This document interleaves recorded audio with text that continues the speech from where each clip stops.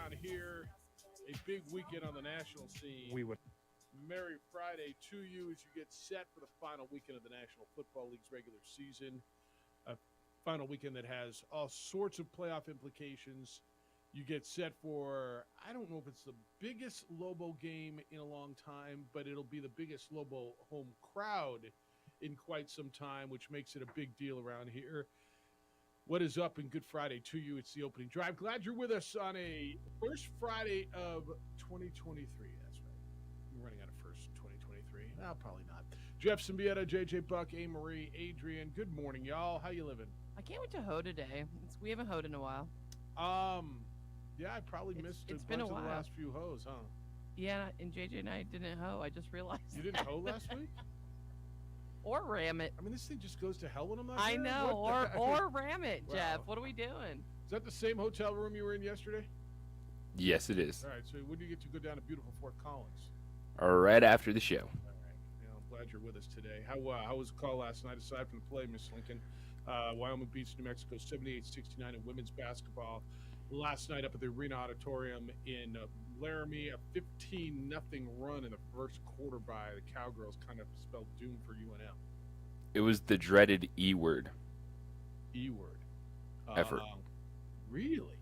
Yeah, not happy with the way the team came out and played, started the game, frustrated by what occurred. You mentioned that 15-0 run. That put them in a big hole, trying to climb back. Anytime they got it within 4 points, Wyoming would immediately push it back to 10. You knew it was going to be a tough game, but a really frustrating game for the Lobos because, according to the head coach, he doesn't feel that they put out their best effort of the season. Well, that's not a good word, especially when you play in 2 more days or now 1 more day. You got to go down the road and play another tough team. Why does he think that? I mean, effort-wise, for a team playing their second conference game and their first road game, they are now 9-6 overall, 1-1 in conference play. Did you, as you were watching it, did you feel it was an effort thing? I think we look at what they did defensively. They're getting beat off the dribble a lot on the perimeter, and then it was leading to a lot of help defense situations in the paint. So Shai would come over, try to help defensively, leave the backside open for rebounds. 13 second chance points for Wyoming. They had 15 offensive rebounds. They out-rebounded New Mexico 41-21.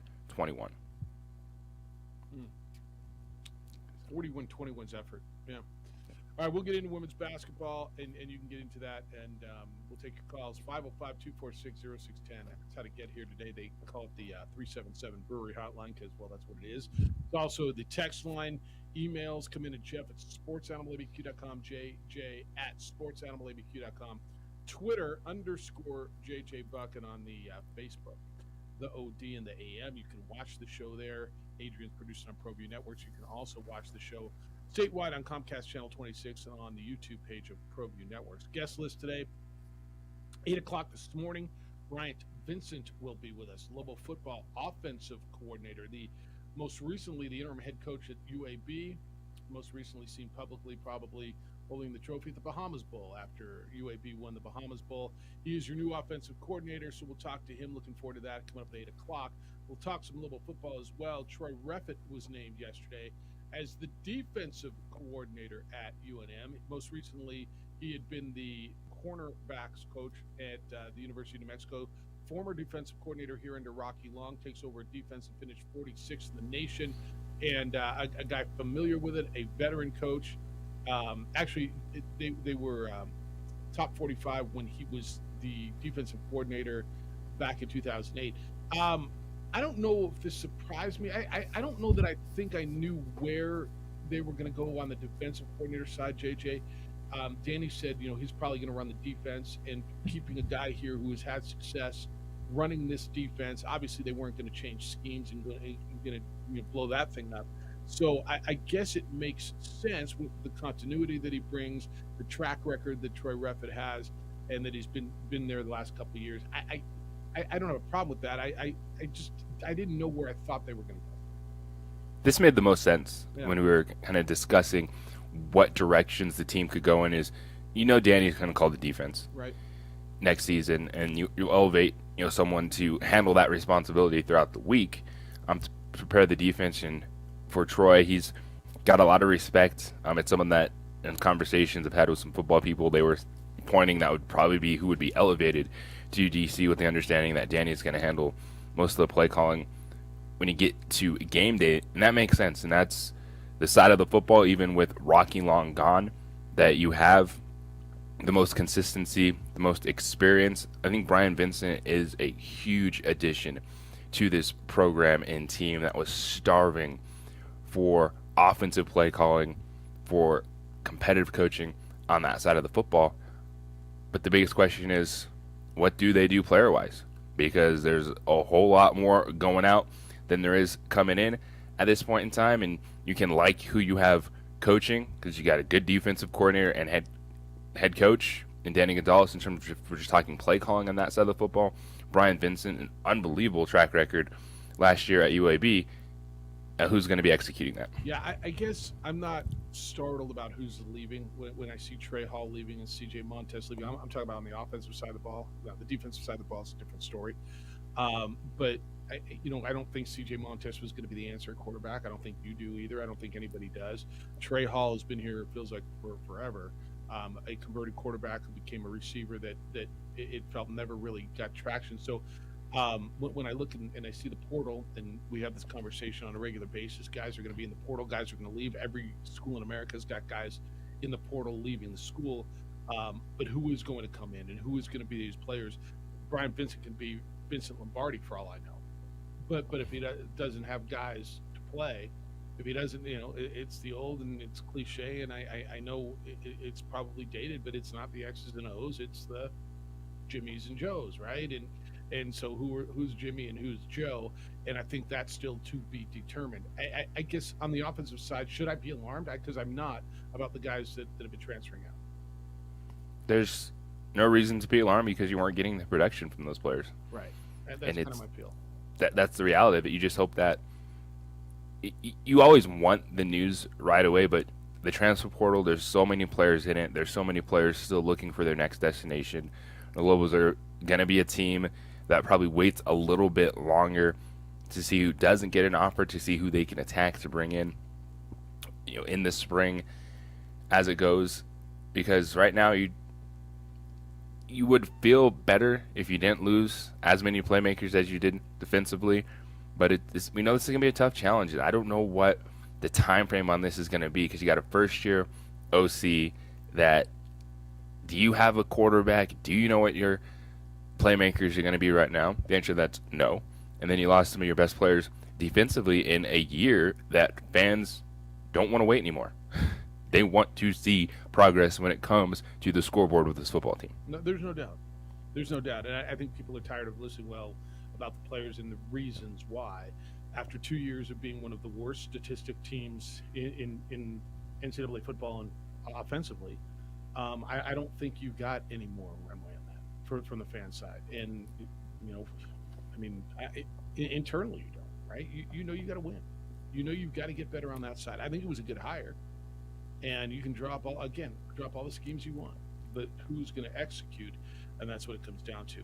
All right, 505-246-0610. We're all over today. We'll get into a little basketball.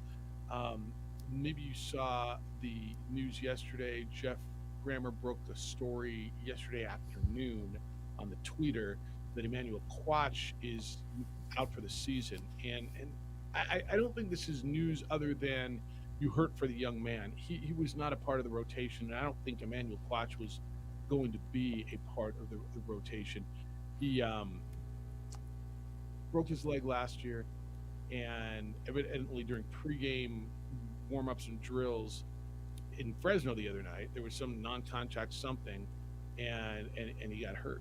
And so he's out for the season. This is, to me, I don't know that I think it affects at all Lobo basketball this season. He wasn't getting any minutes that were meaningful. I don't know that he was going to. I don't know where he was health-wise. His game was all bounce and athleticism, and the broken leg evidently really took a lot of that away. It's a bummer for this young man who's really feels like he's a pretty good guy. And the little bit of time I spent with him on the bus in Colorado, I really enjoyed him. But JJ, it's just a bummer for him. Yeah, this is one where you need good roster guys. You need good teammates. And Emmanuel Quach is one of those guys from all indications. You see him around the team. You see the work that he put in to come back from that initial injury, to at least be available to play a basketball game. So you know he has the effort, the mentality that you want. And it's just really unfortunate for the player, the person. That's what you said. You know, he probably isn't going to be a factor this season. You know, he's a guy that's going to be on the end of the bench for most of his career, but you just hate to see it because of all the work that he put in to get back. And you need guys like that on the team, dudes that understand that they're not going to get a lot of playing time. There'd be some games, most games, that they're not going to see the floor, but they still bring energy on the bench. They're working hard in practice. Teams need that, and Quach seemed to be one of those guys, and it's just a bummer to see him go down. And I was watching Richard Pitino's press conference yesterday, and you got that same vibe from him. Like, he just felt so bad for Emmanuel because of all the work he put in just to get back in the position to be a practice player on this team. Jeff Kramer said it was a patellar tendon. That he tore his patellar tendon, had surgery on Thursday. It's just a bummer. KJ Jenkins said he'll be back on Saturday in the pit. Sold out. We're going to get you all the info on the sellout and what they're suggesting, what they're requesting as far as the UNLV game tomorrow. But I think having KJ Jenkins back is a big deal. I was over on Strauss's show yesterday over on News Radio KQB. He asked me, what do I think? Come on, man. You got to make a call. Strauss says, I like the Lobos to win this game by 4 or 5 points. I think the pit crowd is a big deal. I think they bounce back. I get UNLV had basically they've had a week off, right? Aren't they coming in off of their bye? Yep. They're 0-2 and they're hungry, and I know I always tell you who needs it more in the Mountain West when you've got two teams that are relatively equal, and I think that's probably the case here.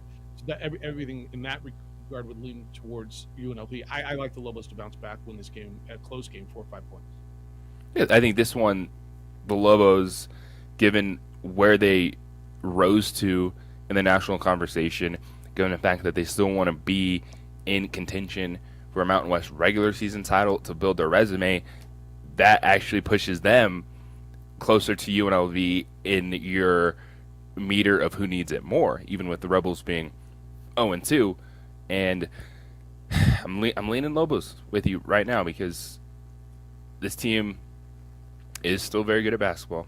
I'm expecting a big-time response because that's when you'll find out is who this team really is. After that Fresno State loss, you're home. Everyone's going to love you in the moment. What do you got? All right, 8 o'clock, Brian Vincent. We'll talk some Louisville football. We got a big NFL weekend coming in front of us. When we come back, start taking the phone calls at 505-246-0610. Get you the news on the Bengals and Bills. Great news yesterday in DeMar Hamlin. I think every one of us just kind of went, okay. Like I think the league did, but all of us collectively probably just took a breath and we got that proverbial thumbs up yesterday, right? That we were hoping that we were going to get on Monday night. So we're going to get into that as well. The number's 505-246-0610. Thanks for being with us this morning on the opening drive on 95.9 FM and AM 610, the Sports Animal. How wrestling really works and how you... We would like to thank the following sponsors for making this broadcast possible.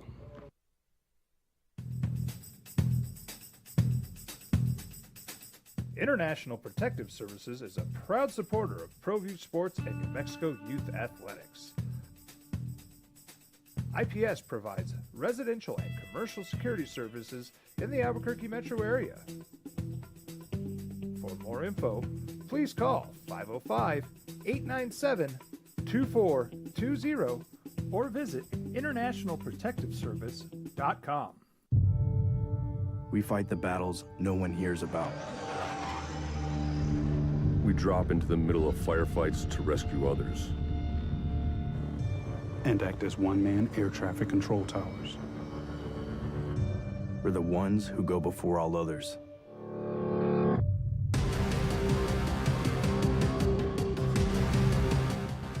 U.S. Air Force Special Warfare are proud supporters of ProView Sports. Don't sacrifice quality and flavor when you're in a hurry. Golden Pride offers ribs, fried chicken, green and red chili breakfast burritos, and Frontier Cinnabons. 4 great locations, or visit us online at goldenpride@abq.com. Golden Pride Barbecue Chicken and Ribs, proud supporter of ProView Sports Network. Hi everyone, my name is Master Sergeant Jacob Groves. I am a Air Force Special Warfare Pararescueman. Air Force Special Warfare are proud supporters of ProView Network and New Mexico Youth Sports. Air Force Special Warfare operators are critical thinkers. They maintain a high level of fitness, they take initiative, and they don't quit. For more information on Air Force Special Warfare, contact me at the number listed below. U.S. Air Force Special Warfare are proud supporters of ProView Sports.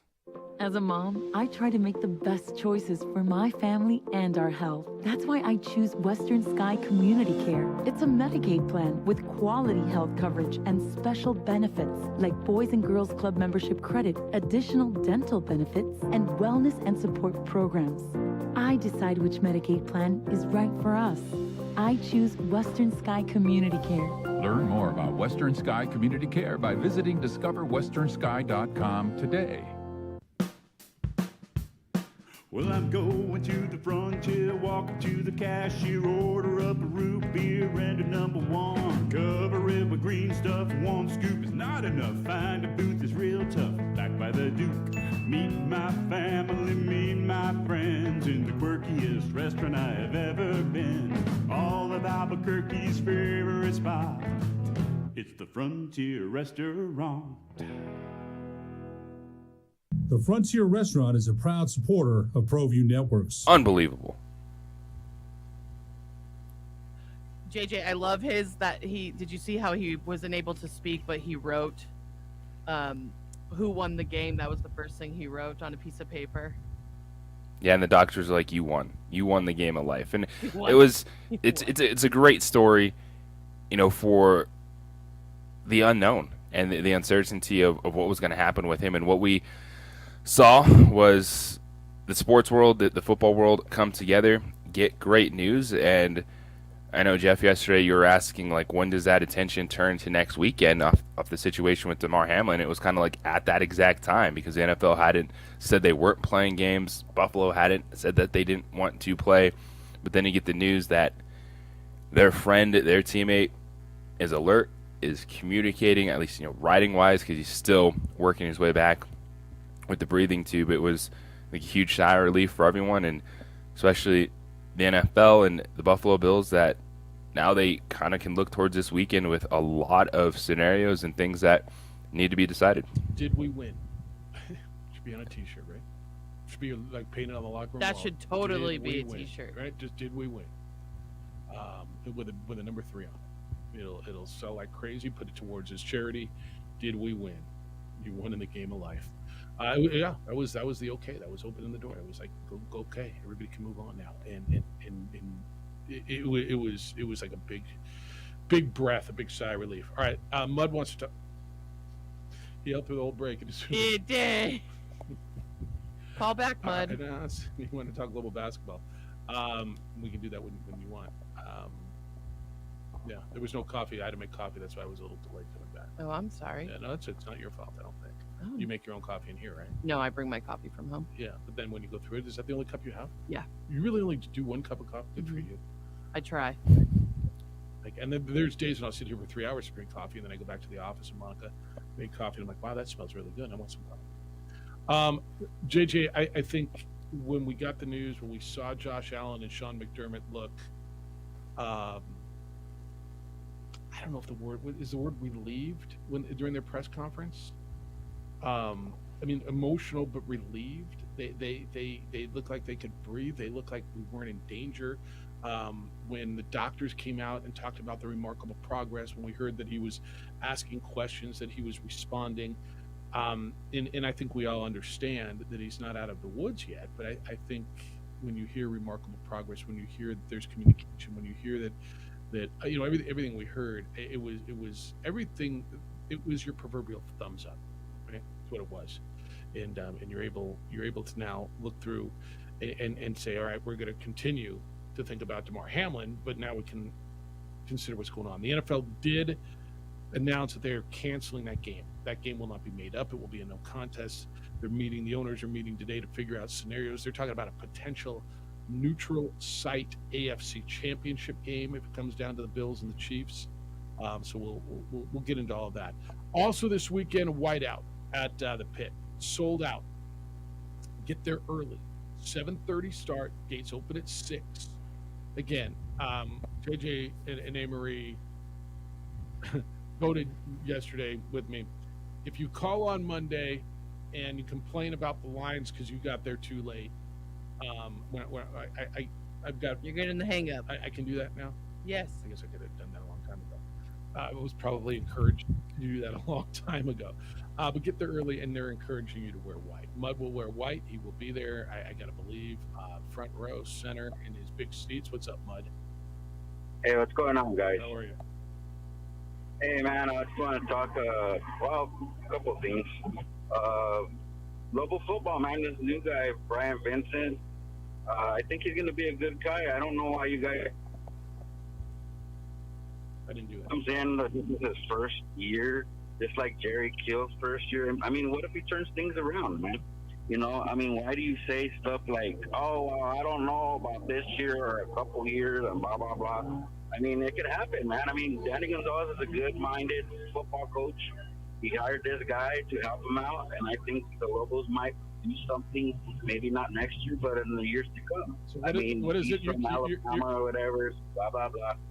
I mean, that's all I hear from you guys is like, oh, well, the Lobos, I don't think the Lobos are going to do it in a couple of years.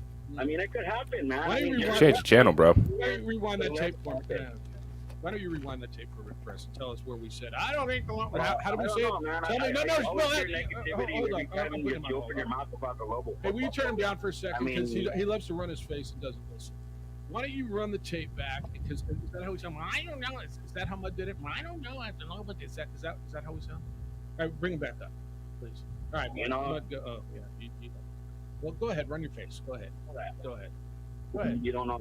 And to call me insensitive yesterday about the football player from Buffalo, I mean, there's things that happen every day, man. Did you know that there's death that happens every day? The guy's not dead. So why did you call me insensitive?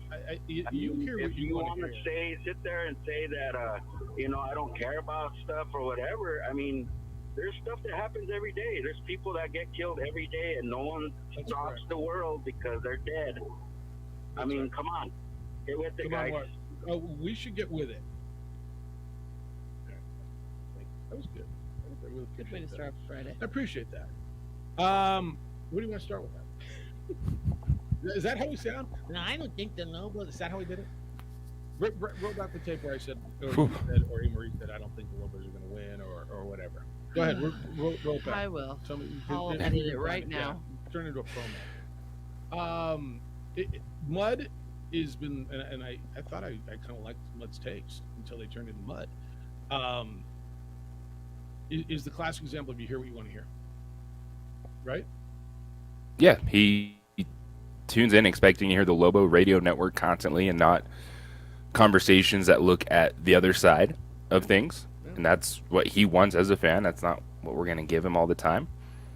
And yes, bad things happen every day, but we're also focused on what's going on in the sports world, and that's why we were focused on that story and how the teams were reacting to it. I'm going to read you the text that he claims I called him insensitive. Okay, he said, Mud says, if Buffalo wants to sit out the playoffs, that's their right, but the NFL will go on with the playoffs and Super Bowl. Deaths happen every day, and life is still going on. Hamlet would want them to do that and continue. And we remember this yesterday. We both talked about it and said there's a lot of stuff that's in there that's right, and then expounded on if your feeling is Buffalo needs to play or whatever, then that would be insensitive. And that turns into you called me insensitive, and then he got all insanely sensitive about it. Hear what you want to hear. I don't care. And Mud, you're right, man. You should go to the bosses. They should give you a show, and you could do it your way. And I find it beautiful that you don't agree with everything that we say. I think that's great. I think Brian Vincent, and I think you and I both said this from the day we heard about it, a week ago, whatever it was, last week, and became official this weekend, that this is a really good hire. And I didn't say anything about they can't win. What I did say, and I'll stick to this, and I think you will too, is who are the players? You can have all the coaches in the world, but who are the guys that are going to do it, right? Yeah, and there's still a lot of time to figure that out because players are still looking for destinations. The transfer portal, you want to bring in young kids, but it's hard to then, are you going to rely on true freshmen across the board and hope you find the next AJ Halsey? All those things are in place, and the Lobos, the key here is in this day you do have a longer window of being able to bring in players. But that's still the biggest question is you look at a team that has not been good offensively for the last 2 years. You feel good about the new offense coordinator they brought in, and now the next step is seeing who he gets to work with. Yeah. Hondo replied to Mud, Jeff, he lost credibility when he said Lobo football would beat LSU and when West Mesa would win the state championship. All right, however he loses it to you, that's fine. All right, 505-246-0610. Hello, James. Yeah, it's good. Hey, good morning, guys. Good How morning. you doing? Good. What's happening? Oh, not much, man. Just that team from downtown came over last night. We blew the lead, beat them. Good, man. Good morning. Good. And that guy was just talking. Yeah. Man, he's, I don't know. Easy. Questionable. Because I listen to you guys all the time, and I live in Southern California, and I listen to you guys, and you guys don't talk nothing about Lobo football and stuff like that. In fact, you guys are like, you guys are very supportive of Lobo football, basketball, whatever. Track, girls track. So cross country. All good, man. All right. Well, Go congratulations Bruins. on your How's it 60-58 victory over USC last night. That's a big win. Dude, you scored 16 points. UCLA scored 16 points in the second half, JJ. 10th ranked UCLA at home in Pauley Pavilion scored 16 points in the second half and still beat SC. They were up 44-26 at halftime and held on for a 60-58 point. Oof. Yeah. You have games like that in a long season, you'll say, hey, we found a way. Found a way. All right, James, enjoy it. See you. Take care, guys. Later. Bye. They scored 16 points in the second half. Mick Cronin was getting a little tight there. It's a look. Tell me about it. Was a win a win? You pretty fired up about it? The answer would be yes. All right, I want to get more into the NFL when we get back. I want the ramifications of the Bills game with the Bengals being canceled. Looked at some of the games moving forward. The scheduling is interesting and the timing on some of these. You know how in soccer, this is one of the things that I like about soccer, JJ, and knockout round soccer. The teams in the group play at the same time, typically, right? If it's the last game of, we'll advance with a win or they draw or whatever, right? You don't get to find out the results before you play. You're playing at the same time. And I think the NFL missed a little bit on this in their in their attempt to make every game, every national game count. It could work out, and it could just completely not work out. I'll tell you what I mean when we come back, because I'm looking at the schedule and just timing wise, you know what I mean? Just timing wise on the schedule, what does it all mean? All right, it's a new year. You got resolutions. You're trying to figure everything out, and everybody wants to feel better in the new year. How about a resolution you can keep? Make a resolution that's going to make you feel better. It's going to make you look better for a long time. Schedule an appointment with NuMale. Guys, NuMale helps with things like depression, weight gain, even erectile dysfunction.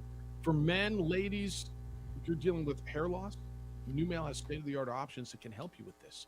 NuMale's number is 505-652-1688. That's area code 505-652-1688 or online at NuMale, NuMale.com. NuMale's professionals walk you through the options. You pick what's best for you to regrow your hair. Platelet-rich plasma hair therapy that uses your own platelets to stimulate stem cells deep in your hair follicle. Stops hair loss and regrows hair. FDA-cleared clinical hair restoration laser that's proven to regrow hair. NeoGraft hair transplants, which produce natural-looking results in less than a week, and there is no linear scarring. Guys, ladies, call NuMale. The number is 505-652-1688. 505-652-1688 or online at NuMale.com.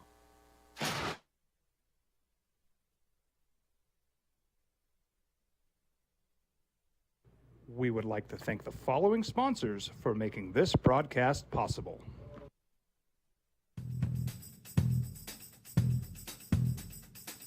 International Protective Services is a proud supporter of ProView Sports and New Mexico Youth Athletics. IPS provides residential and commercial security services in the Albuquerque metro area. For more info, please call 505-897-2420 or visit internationalprotectiveservice.com. We fight the battles no one hears about. We drop into the middle of firefights to rescue others. And act as one-man air traffic control towers. We're the ones who go before all others.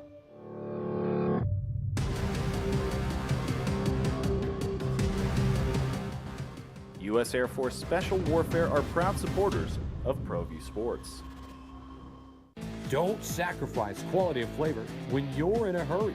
Golden Pride offers ribs, fried chicken, green and red chili breakfast burritos, and Frontier Cinnabons. 4 great locations, or visit us online at goldenpride@abq.com. Golden Pride Barbecue Chicken and Ribs, proud supporter of ProView Sports Network. Hi everyone, my name is Master Sergeant Jacob Groves. I am a Air Force Special Warfare pararescueman. Air Force Special Warfare are proud supporters of ProView Network and New Mexico Youth Sports. Air Force Special Warfare operators are critical thinkers. They maintain a high level of fitness, they take initiative, and they don't quit. For more information on Air Force Special Warfare, contact me at the number listed below. U.S. Air Force Special Warfare are proud supporters of ProView Sports. As a mom, I try to make the best choices for my family and our health. That's why I choose Western Sky Community Care. It's a Medicaid plan with quality health coverage and special benefits like Boys and Girls Club membership credit, additional dental benefits, and wellness and support programs. I decide which Medicaid plan is right for us. I choose Western Sky Community Care. Learn more about Western Sky Community Care by visiting discoverwesternsky.com today. Well, I'm going to the frontier, walking to the cashier, order up a root beer and a number 1. Cover it with green stuff, 1 scoop is not enough. Find a booth is real tough, back by the Duke. Meet my family, meet my friends in the quirkiest restaurant I have ever been. All of Albuquerque's favorite spot, it's the Frontier Restaurant. The Frontier Restaurant is a proud supporter of ProView Networks.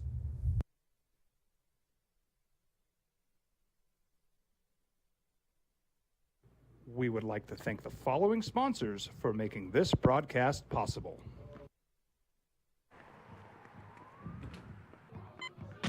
These are more than just the sounds of a safe place to go after school. These are the sounds of interest being ignited and of mentors making an impact. At Boys and Girls Clubs, we don't do just one thing. We do whatever it takes to meet the needs of every kid who comes through those doors. Because whatever it takes is what it takes to build great futures. Great futures start here.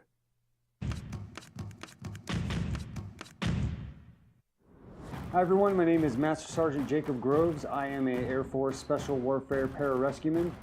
Air Force Special Warfare are proud supporters of ProView Network and New Mexico Youth Sports.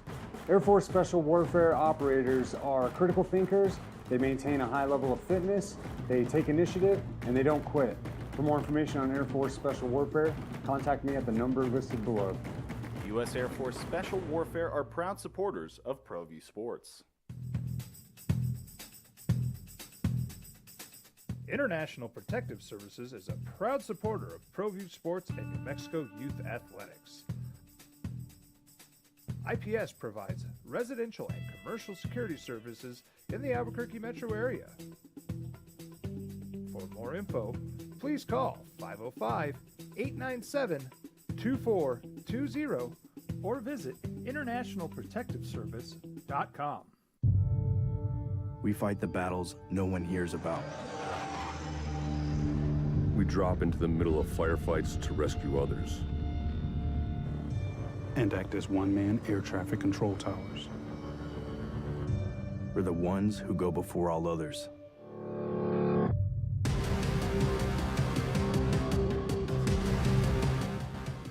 U.S. Air Force Special Warfare are proud supporters of ProView Sports. Big weekend of football.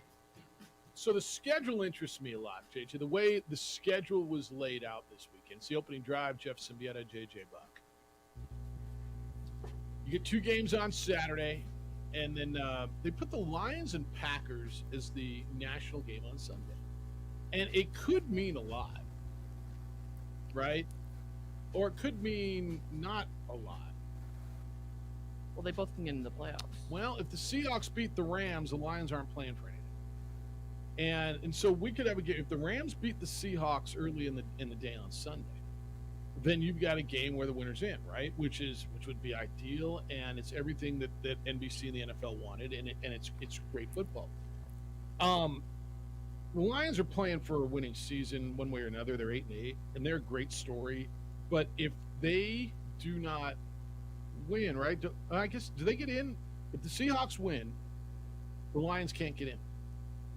So what are the Lions playing for? What kind of game do we have on Sunday night when team's already been eliminated and playing against? Dan Campbell's the man to get them playing for something. Yeah, I hear that a lot. So that's the right decision. The Detroit Green Bay game was the right chance to take for Sunday Night Football.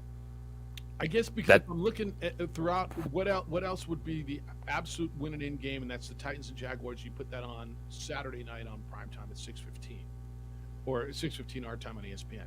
So there, Patriots and Bills, would that have been the interesting game to you to play that one on Sunday night? No, they're both cold places, and you don't know too because you get to this point in the season and networks have the ability to still protect a game, and so. None of these games were announced until like Monday. Yeah. So you look at, is this the one like, I'm not giving up this week's Cowboys game and all that stuff. This was the right game to put on Sunday Night Football because it gives you the best scenario. You are putting Lions-Packers on Sunday Night Football over what regardless is a win and get in game. You're not putting the Titans-Jaguars on Sunday Night Football. And it's Aaron Rodgers, and that he had a horrible season. Now he might go to the playoffs. That's why prime time, and the Lions are a good story. I guess the times were announced before the Monday Night Football game. Is that right on Monday? Yes. Okay. Buffalo or New England was the game. With everything around Buffalo, with Belichick needing to win to get in, right? Win to get in, everything around Buffalo, the emotion, that was the game. But because that was the guaranteed, you got both teams playing for something. But I get where you're coming from. Green Bay and Aaron Rodgers. Well, this is the cleanest scenario. That's right. Because New England can win, but then Pittsburgh can win, and then Miami can win. And what are the tiebreakers? New England's the winning end team, right? Pittsburgh and Miami both need New England to lose, right? Is it New England the winning end team, right? I'm pretty sure that's right. All right, we could get a really, really inspired game. Do we all agree that the Rams are not going to win in Seattle? I mean, you never know, Jeff. The way Baker Mayfield has been playing, and these Rams have been at the end of the season, and that's not sarcasm. But I hope for the Seahawks because it's been a fun season with Geno Smith, and because the Seahawks are the winning end team, right? No, because they would need the Lions to beat the Packers. Yes. And Green Bay, if they win, they're in. That's right. Green Bay wins, they're in. Right. Green Bay's the winning team. Detroit wins, Seattle lost. Yeah. Seattle win, Green Bay lost. So Seattle was hoping the Packers tonight's game would be early too, so the Lions would have something to play for. Absolutely. Yeah. All right. We got so your schedule is your early game on Saturday, and early meaning 2:30 window. Chiefs and Raiders. Okay. Chiefs win, they get the 1 seed, correct? Okay. Yes. Jaguars Titans, winner wins the South. There's still a scenario if a bunch of everybody loses, the Jaguars could get in as a wild card if they lose, but the winner wins the South. If it's the Titans, they will win it at 8-9 and have a losing team as a division champion. If the Jaguars win, they will be 9-8 and they will go on as the 4th seed in the AFC. And then you got games that mean little. Buccaneers Falcons. Buccaneers are already solidified into the 4th spot. Falcons are out. Patriots Bills. Patriots are hoping if they win, they get in. Bills are still, they'll know if the Chiefs won by then. It's what are the Bills playing for, right? I guess they're still playing for the 2 seed. Vikings Bears. Vikings just need to win, dude. Vikings are still, there's still a scenario for them to get the 1 seed if the Eagles lose. Ravens Bengals, it's a big game for, well, I mean, the Ravens got to figure this thing out. I mean, they're losing. Bengals, Minnesota can't get the 1 seed. they cannot still get the 1 seed. We can get the 2 seed. Yeah. Eagles lose, Cowboys lose, they can't get the 1, and the Niners lose. They Between can't the get the 1, Niners. and the Niners lose, they don't get the 1. The San Francisco Oh, because they lost last Yes. week. Yeah. would have the better conference record. So So, you know, and San Francisco's going to win again. That'll be 10 in a row. 10 in a row. Crazy. What do we call Brock Purdy? If Cooper Rush was Uncle Time, what's Brock Purdy? Brother Tom Brady Brother 2.0. Tom Brady Tom 2.0. Brady 2. Tom Purdy? But the 49ers can get the number 1 Brady? seed if the Eagles lose versus the Giants and they win versus. That's correct. That's correct. And the Giants are going to be an interesting watch too. What are they playing for? They're kind of locked into that 6th, right? So what are they playing for? Do you rest players going into next week's playoff? Eagles are playing for everything. That's why that spread's 14 points. It's the last time you saw a 14-point spread with a team that's going to the playoffs. And we don't even know the status of Jalen Hurts. Yeah. We think he's going to play. You got to try to play him, don't you? That line is scary. Because you think it's too puffy. if the Giants just go out and play football, they cover that. But you don't know if that's what they're going to do. Yeah, no, you think it's too puffy. And I think the reason it's so big is people know the Giants are going to rest players.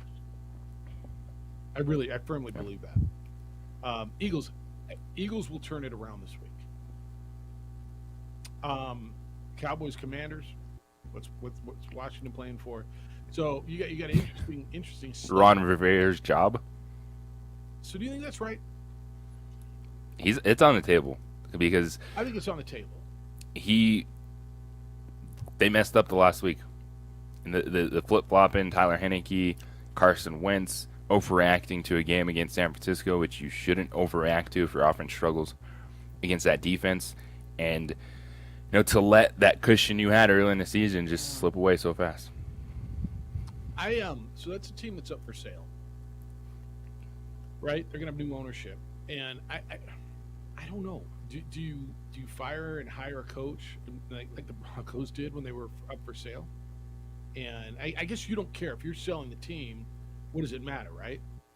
If you're the one selling the team, what does it matter to you? But I don't. The Ron Rivera thing, he's so respected. His team plays hard. I think as much as they're not going to make the playoffs, I think they overachieved with their quarterback situations this year. I thought they're better than most people thought they were going to be. He made a mistake by going to Carson Wentz. Now Horrible mistake. Yeah, horrible mistake. Now, Taylor Heineke was winning games. Did they win last week? Do you think if he plays? I don't know. I think they got a better chance with Carson Wentz. I think everybody believes that. And then I'm listening to people interpret his whole press conference where he says we'd be eliminated. Like, was that tongue in cheek? Was it a joke? Was he really surprised? Yeah, I think you look at two coaches that are feeling a lot of heat, but should return. I think it's Ron Rivera and Robert Saleh. I think there's a lot of people that are feeling the same way in the New York market about the Jets, but they're teams that very similar. They didn't really have good options at quarterback. You had guys that people were buying into in Heineke and Mike White, but there's still a very low ceiling with those players at the quarterback position. And when you see what was such a promising start fade away, that's the kind of reaction you get at the end of the season. That's exactly right. If you just said at the beginning of the year the Jets would be this and they'd have had this kind of season, you said, oh, he did a good job. They overachieved, right? But because they had such a great start and jumped out early, and then the expectations got raised, did he really do a good job? All right, 505-246-0610. We're going to talk with Bryant Vincent, Global Football Offensive Coordinator, coming up at 8 o'clock this morning. Eddie Nunez, the Athletic Director at the University of New Mexico, will be with us at 9. We'll talk about what's expected at the pit on Saturday and some of the things that they're asking you do, suggesting that you do. And we'll kind of take a look at UNM Athletics with Eddie. It's been a minute since we've spoken with him, so we'll do that coming up at 9 o'clock. Holidays are past you now. Time to take care of you and time to take care of your vehicle. It's a perfect time to call On the Spot Automotive Detailing. Who are they? well, they are the greatest. They come to you when it's convenient, where it's convenient, and detail your car. Inside, outside, under the hood, when they're done, your car looks and feels and smells brand new. You're going to probably have that vehicle for a while. Might as well take care of it. What do I mean when they come to you? So you're busy. I'm busy. We don't have time to take it to wherever they are. I don't know where their office is. That's okay. They know where mine is. So they come while I'm working, and they're out in the parking lot. And then I get a text, and I go outside, and everybody stands around and goes, wow, I want to do that. How can I get one of those? You can by just calling On the Spot Automotive Detailing. When you do, ask them about ceramic coating applied by hand. It starts at $250, and it's the best way to protect your paint for years to come. On the Spot offers a lifetime warranty, and military receive a 10% discount as well. Schedule online at otsdetailing.com. That's otsdetailing.com, or call them at 505-859-2859, 505-859-2859. We would like to thank the following sponsors for making this broadcast possible.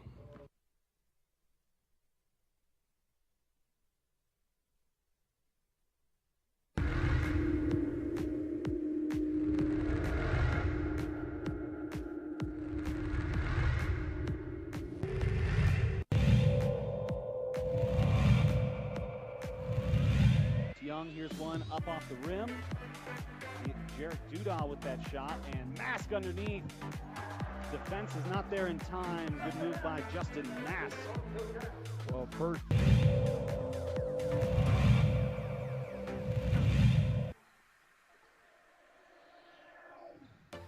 Nice pass. That's working that flex offense right there. And there's another timeout for Coach Bardella.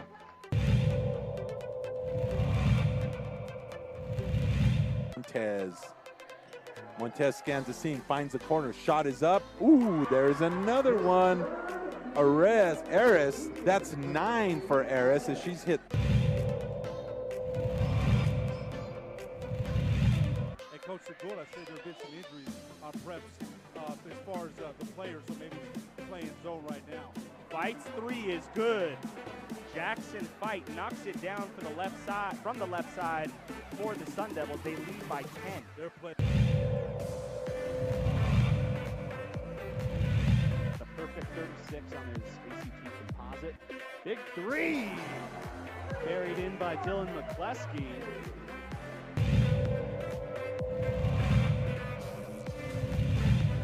Trifectas of her own. Fires it off down low. Campos off the glass, and there it is. Quick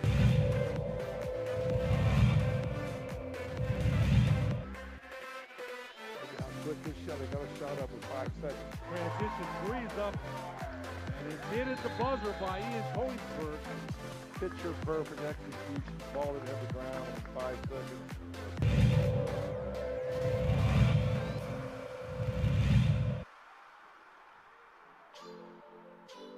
Ball is stolen away by Montoya. Sartans are on the break. Calb finds Trujillo. Pump fake. Trujillo was rejected by Terrell. Rebounded by Calb. Hook shot is up. It's good. 2 points for Brian Calb.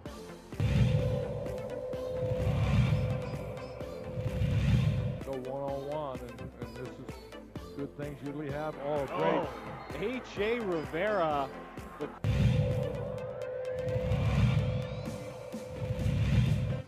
I think the story in this one is the pressure defense that has turned up. They force another turnover. Calb's on the break. Throw it down. Calb puts it down. Brian Calb with the dunk in transition.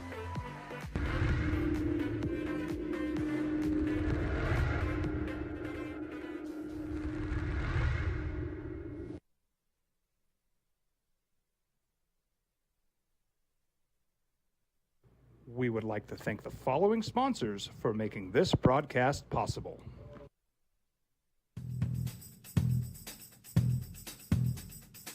International Protective Services is a proud supporter of ProView Sports and New Mexico Youth Athletics. IPS provides residential and commercial security services in the Albuquerque metro area. For more info, please call 505-897-2420 or visit internationalprotectiveservice.com. We fight the battles no one hears about. We drop into the middle of firefights to rescue others. And act as one-man air traffic control tower. Brian Vincent, the offensive coordinator at UNM, will be with us. Just announced as the new offensive coordinator this last week. Looking forward to talking to him. Won a bowl game. He was the interim head coach at UAB, the University of Alabama, Birmingham, Conference USA. And so we'll talk to him coming up at 8 o'clock this morning. Eddie Nunez will be with us at 9. 505-246-0610, 888-922-0610. This is interesting. Lynn says, done with attendance. It was in quotes. Jeff, I'm curious. You said you were done talking about attendance with Lobo football. But this week, all I've heard here is UNLV is a sellout. It's from Lynn. Sorry if that's all you've heard. I feel like we talked about a whole lot more than just the sellout. But we talked about the sellout. We talked about Lobo basketball missing KJ Jenkins. We talked about the game itself against Fresno State. We X-noted it a little bit. Talked about this season as a whole. We talked about a lot of DeMar Hamlin. We talked about, but if that's all you've heard, okay. When I said I'm done talking about attendance with Lobo football, I think what I said, and if I didn't, I know what I intended to. And JJ, I think you're on the same page. All anybody wanted to talk about with football was just the attendance. Well, nobody's going to be there, or this is what, and I just, okay, that's all you want to talk about.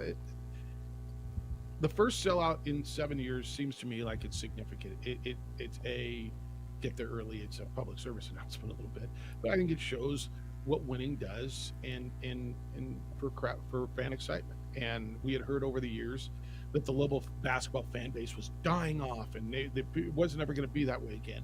And we're back to a sellout. Now, we're not selling out consistently yet, but we're back to a sellout in the pit. I find that to be significant, something to talk about. If that's all you've heard, Lynn, I apologize.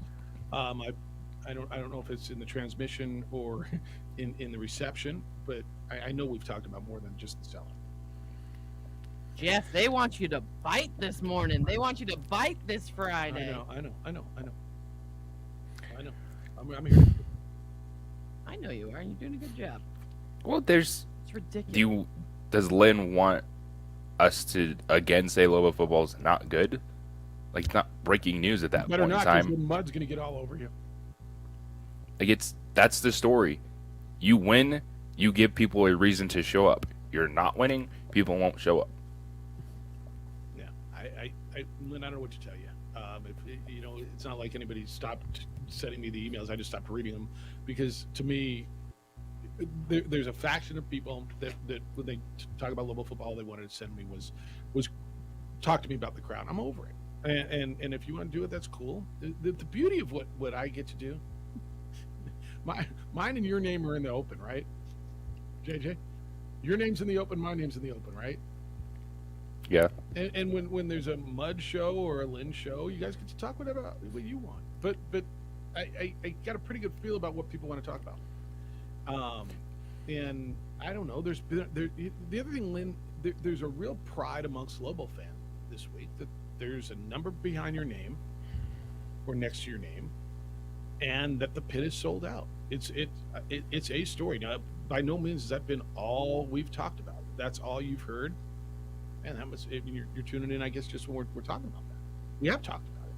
But if that's all you've heard, that's it. But don't you think, JJ, there's a pride amongst Lobo fans this week, and that's been swelling a little bit, that man, the place is sold out again. Yes. And I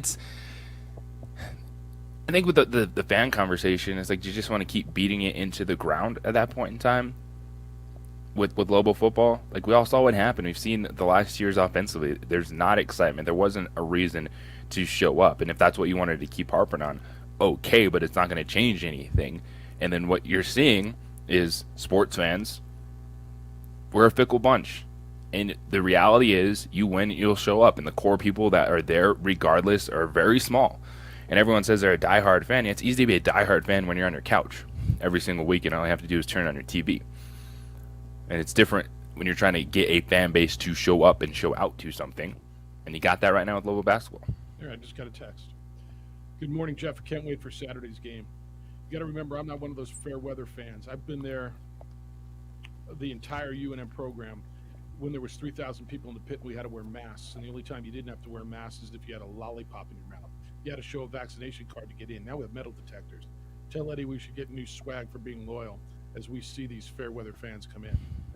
See? I mean, there are people there, but the bottom line is people are excited about it. And I think that's a big deal. And if that's translating into bigger crowds, then I think that is part of the story. All right.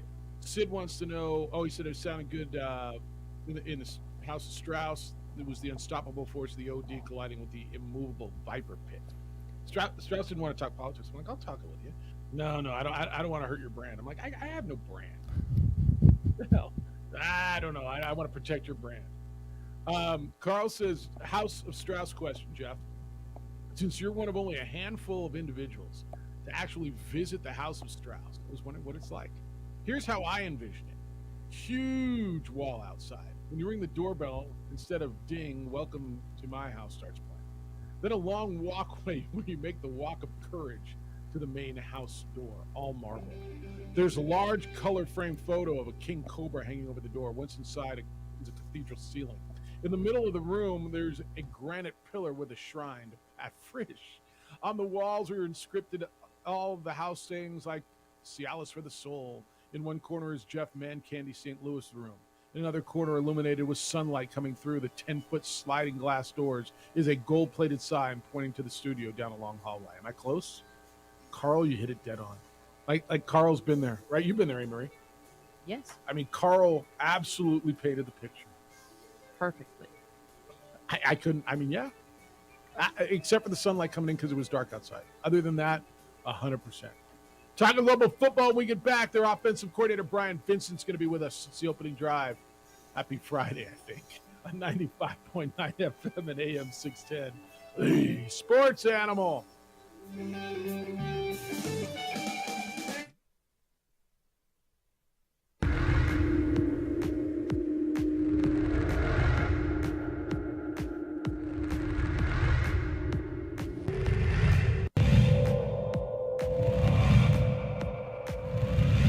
Young, here's one up off the rim. Jarek Dudahl with that shot, and Mask underneath. Defense is not there in time. Good move by Justin Mask. Well, first.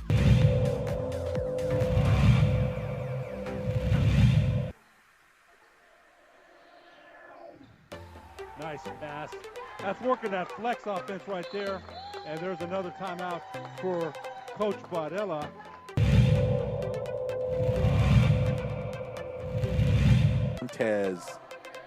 Montez scans the scene, finds the corner, shot is up. Ooh, there's another one.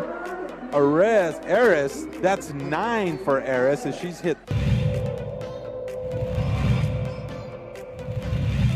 And Coach Segura said there have been some injuries on preps as far as the players, so maybe he's playing zone right now.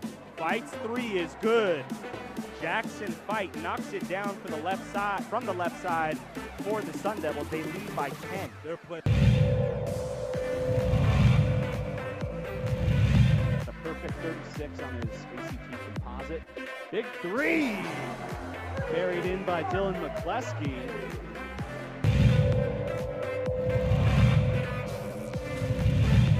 Trifectas of her own. Fires it off down low. Campos off the glass, and there it is.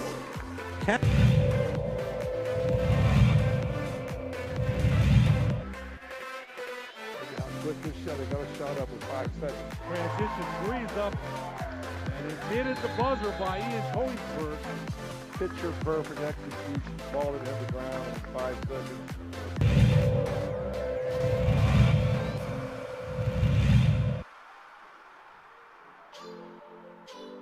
Ball is stolen away by Montoya. Sartans are on the break. Calb finds Trujillo. Pump fake. Trujillo was rejected by Terrell. Rebounded by Calb. Hook shot is up. It's good. 2 points for Brian Calb.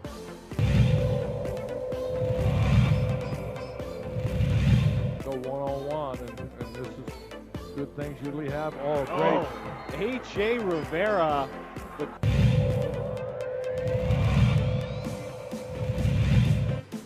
think the story in this one is the pressure defense that has turned up. They force another turnover. Kalb's on the break. Throw it down. Kalb puts it down. Brian Kalb with the dunk in transition.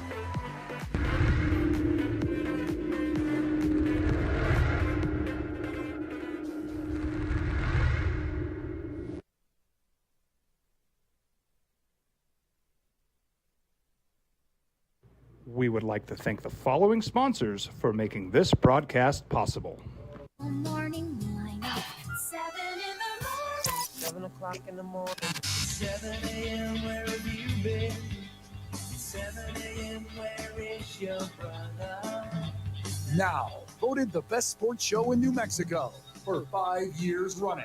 This is the opening drive with 3-time New Mexico Sportscaster of the Year, Jeff Symbieta and JJ Buck. Well, just a few weeks ago, he was in the Bahamas hoisting a trophy after winning a bowl game as a head coach at UAB. Now he's assembling it at the University of New Mexico, settling into his office, probably wearing an extra layer or two, maybe a hoodie and a jacket, and getting used to the new cherry garb as the new offensive coordinator at the University of New Mexico. Brian Vincent is that man. It's the opening drive. Jeff Symbieta, JJ Buck. We'll get back to your phone calls coming up in a little bit. Mobile offense has struggled, obviously, over the last few years. They went through 2 offensive coordinators last season, and one of the big offseason moves for Danny Gonzalez was going to be to find the guy who's going to turn that around. And just a few days ago, Brian Vincent, the most recently interim head coach at UAB, was named the offensive coordinator at the University of New Mexico. He joins us this morning on the 377 Brewery Hotline. Bryant, good morning. Welcome to the Land of Enchantment. How you doing? I'm doing great this morning, guys. How y'all doing? We're doing well, and appreciate you spending some time with us. Just kind of, I think everybody's kind of curious how this came about. Why was this the right position for you, and how do you see success coming in a program that's really struggled offensively the last couple of years? Well, I'm a relationship guy. I've always been a relationship guy, and it's about people. And when Coach Gonzalez, Coach G, called me a couple of days after the Bahama Bowl, and I flew out here and spent the day with him, and really a day and a half. It didn't take me long to realize that this was the guy I wanted to work for. And like I said, it's about people and relationships, and being able to spend that day and a half with Coach G, it was sold me extremely fast. Just the man he is, the leadership, the leader he is, his vision. And I knew, it's as crazy as it sounds, after spending a day and a half with him, I knew that I wanted to work for Coach G and help him, build this program and get this offense back on track to match the defense and the special teams, and to put all 3 phases together. And then, being able to meet Eddie Nunez, our athletic director, and spend time with him and see his vision and the leader he is, and just the alignment that's here from the president to the athletic director to Coach G is what I was looking for. And, I'm just excited. I'm fired up. We've been working. I'm ready to hit the ground running and just take it one day at a time and build it one day at a time and get this thing going. You talk about relationships. Did you know Danny at all? Did you know Eddie at all? Or was this kind of the first time you'd met them? I'm going to assume because I know in your profession, everybody's 2 degrees separated from everybody anyway. I've just heard it. Coach G's reputation, in this business is extremely strong. The coach he is, the leader he is, the man he is, he's a man of faith. He's a family man. He's built on the right standards. He believes in we have very similar beliefs, very similar, standards on what we believe in. And really, he was the defensive coordinator at San Diego State under Rocky Long when I was the offensive coordinator at South Alabama. It's kind of when we crossed paths, but we really didn't know each other. And we know a lot of people that know each other, but when I came out here and just spent that day and a half, I knew. And I had other opportunities, in this business, but I wanted to work for him, and I wanted to be a part of his program out here and take this opportunity to build, this program and to get it where it needs to be. Bryant, one of my favorite sayings is football is football. And for you, you're a Kentucky kid. You've been in Kentucky, Alabama. That's where you spent most of your career. Now you're coming out here to the Southwest, where it's not just about building the football team. It's kind of building up the fan base, trying to build everything with this program. How do you take that experience in football hotbeds and bring it here to a state that's really hungry for some football success? And that's one of the things that attracted me to this job. Another thing was just it's the bones are here, the structure's here. We've just got to build this offense and put it all together with the defense that they've been able to play here in the special teams. And it's, football is football and people's people, and leading and leadership is to me, it's what it's all about. It's having an identity, believing in your identity, building your identity, knowing who you are, and it's about a mentality and it's about a toughness. And we're going to bring a brand of offense to New Mexico that, we're going to have an identity. We're going to run the football. We are going to establish the line of scrimmage, and we're going to attack you with our play-action pass and our naked package, and that's what we've always done. We're going to play complementary football where we're going to fit off of each other, and that's what we did at UAB. UAB was a program that hadn't really been to one bowl game and never won it in school history, and when we won the Bahama Bowl, that was the 50th win. We won 3 West championships, 2 conference championships, and 3 bowl wins, and that had never been done in school history. So I'm excited about this challenge. I'm ready to hit the ground running. We've got a big weekend this weekend with a lot of really good recruits coming in, and it's exciting to me to really hit the ground running and make a difference. Make a difference in these kids' lives and make a difference in this program in this town. He's Bryant Vincent, the new Lobo offensive coordinator. For perspective, for people who don't know, that UAB program was shut down. They shuttered the whole program and brought it back, and all that has happened in the few years since UAB's program was brought back, and they were competitive and won Conference USA championships. Bryant, when you look at the mentality in building an identity, for you, what was it like being an elementary school teacher and assistant football coach when you were just trying to get that part of your career going? It's funny. I'm a guy that's been self-made.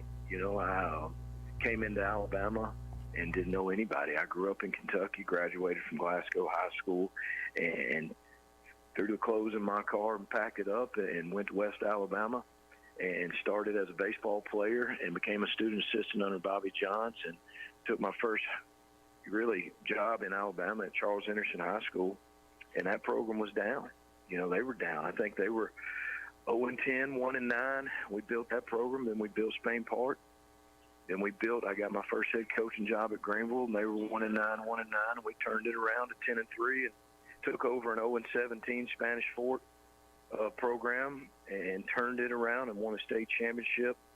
Year 4, went 4-6, 11-2, 11-3, 13-2, and then went to South Alabama and helped Joey Jones and Bill Clark build that program and got it bowl eligible. And then went to UAB with Bill Clark and got 6-6 the first year as the offensive coordinator in Coach Clark's first team, and they shut it down. I was the OC when they shut it down, and then we built it back and had the greatest run in UAB history in that period. And it's the same. It's the same. The word I'm looking for. It's the same potion, man. It's about people. It's about relationships, and it's about having a standard and sticking to the standard. Everybody locking arms and following that standard and building a program one day at a time. And that's, I'm excited. I think that this program is on the verge of really taking off because all the ingredients are there. You talk about identity of people, and I think that's 2 things that Lobo football fans just going, okay, what how are you going to do that? Because they want to know what's the identity of your offense going to be, because I don't think it's had an identity the last couple of years, and certainly last year you're going through a lot of quarterbacks. And then who are the people? Where are the players coming from? And I know you're out recruiting, but and I said this earlier, it could be Bryant Vincent or Vincent Lombardi. If you don't have the players, the old Jimmys and Joes to go do it, how do you get it done? So I think Lobo fans probably just going, okay, I probably heard some of this before. but it's impressive. And Bryant Vincent's done it. Like if you're not familiar with the UAB story over the last decade, go back and familiarize. It's one of the best stories in college football, period, over the last decade, the way they rebuilt that program. And Bryant Vincent was a big part of that. So, Bryant, I guess the long-winded question is A, what is the identity and who are the people? Do you have the people to do what you're envisioning? Yes, I do, and it's coming.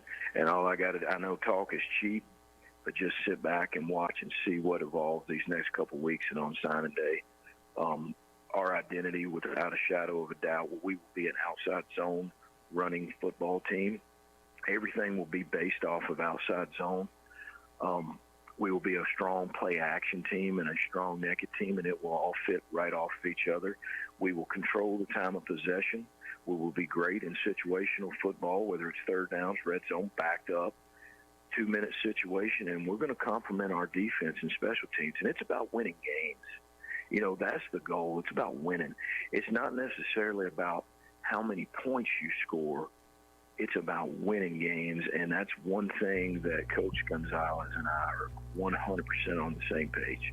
It's about us fitting off each other, and that's what we're going to do. And, recruiting, we had 123 players on the UAB roster, and I played a big role in 60 of those 123 because of relationships. And we're going to have guys come into this program in a short amount of time from all over, from the South, from the North. You'll see some Alabama kids. You'll see some South Florida kids. You'll see guys coming in from all over, because at the end of the day, it's about people. It's about trust. It's about loyalty. And it's about doing things a certain way. And that's kind of a lost art in today's world. Trust is something that takes time and something that's earned.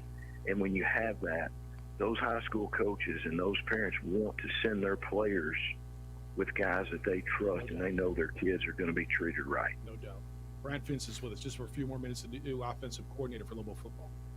And Bryant, you talk about building those relationships, trying to find that trust, and it is an entirely new age in college football. So, how do you build those connections? How do you get loyalty in a game where it's no longer 3-4 years? Like it's year to year for a lot of people.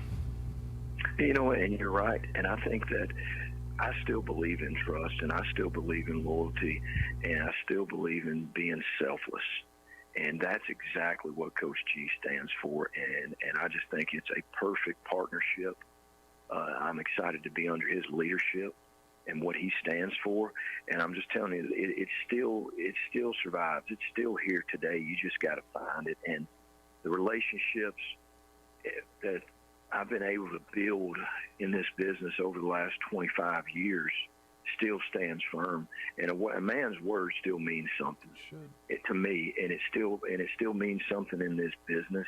I know that it's getting a little sideways with the portal and with the NIL and all the things that are going on, but there's still the right fit. There's still kids out there and players out there that are still looking for the things that we believe in, and that's how we've been able to build programs here in the past.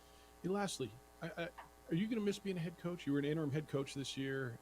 Will you miss it? And what did you learn? How did it change you as a professional, as a coach, being the head guy for a year down there? Well, I enjoyed being a head coach. I did. Really did. I felt like we did things the right way. We were able to overcome a lot of adversity and a lot of uncertainty throughout the year with the interim tag on.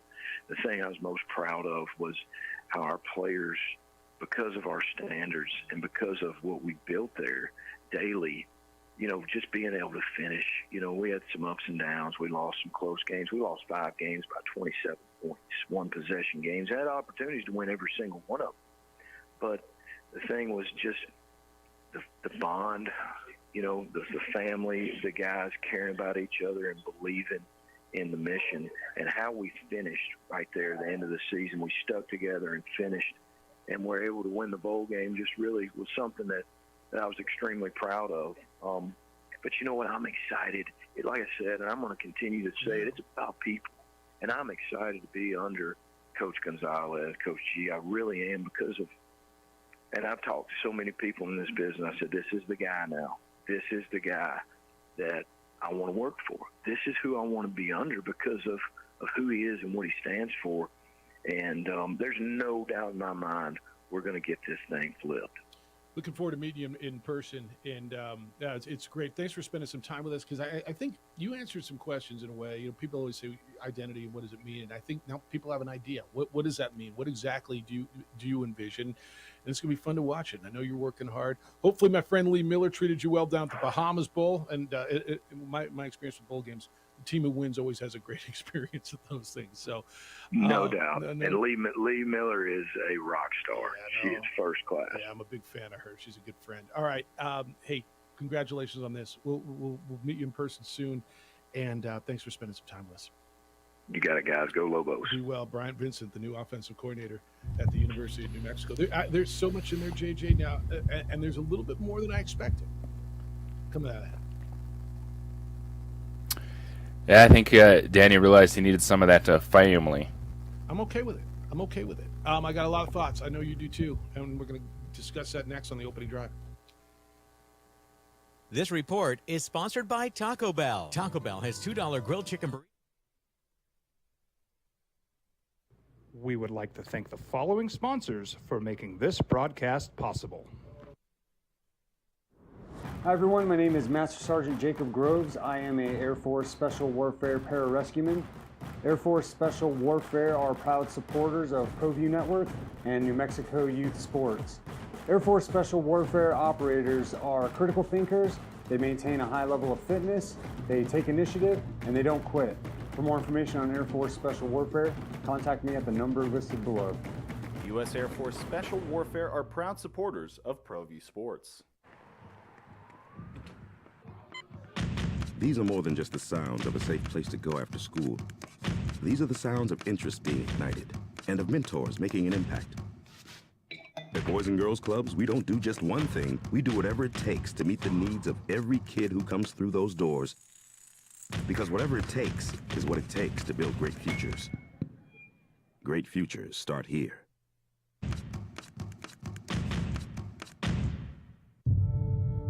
We fight the battles no one hears about.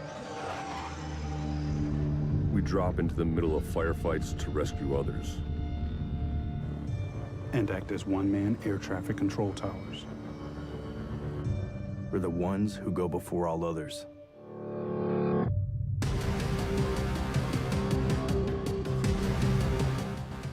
U.S. Air Force Special Warfare are proud supporters of ProView Sports. For 50 years, Clark's Pet Emporium has been your pet's favorite stop. Fish, birds, cats, dogs, reptiles, and small animals. Clark's has built a tradition of friendly, knowledgeable service focused on affordable, quality pet care products and food. Locally owned and operated with 2 convenient locations for all your pet needs, including an extensive selection of gifts for both owners and pets. 11200 Manal Northeast or 4914 Lomas Northeast. Clark's Pet Emporium is celebrating 50 years. Thank you, Albuquerque, the pet supply superstore. ClarksPets.com. As a mom, I try to make the best choices for my family and our health. That's why I choose Western Sky Community Care. It's a Medicaid plan with quality health coverage and special benefits like Boys and Girls Club membership credit, additional dental benefits, and wellness and support programs. I decide which Medicaid plan is right for us. I choose Western Sky Community Care. Learn more about Western Sky Community Care by visiting discoverwesternsky.com today. Don't sacrifice quality and flavor when you're in a hurry. Golden Pride offers ribs, fried chicken, green and red chili breakfast burritos, and Frontier Cinnabons. 4 great locations, or visit us online at goldenpride@abq.com. Golden Pride Barbecue Chicken and Ribs, proud supporter of ProView Sports Network. We would like to thank the following sponsors for making this broadcast possible. Everguard Roofing and Solar. For nearly 20 years, Everguard Roofing and Solar has been working with New Mexicans to enhance their homes and businesses. For all your roofing and solar needs in New Mexico, call 505-821-9543.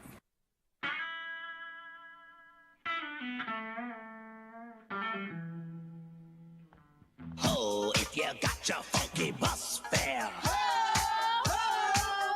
There's a double Dutch bus coming down.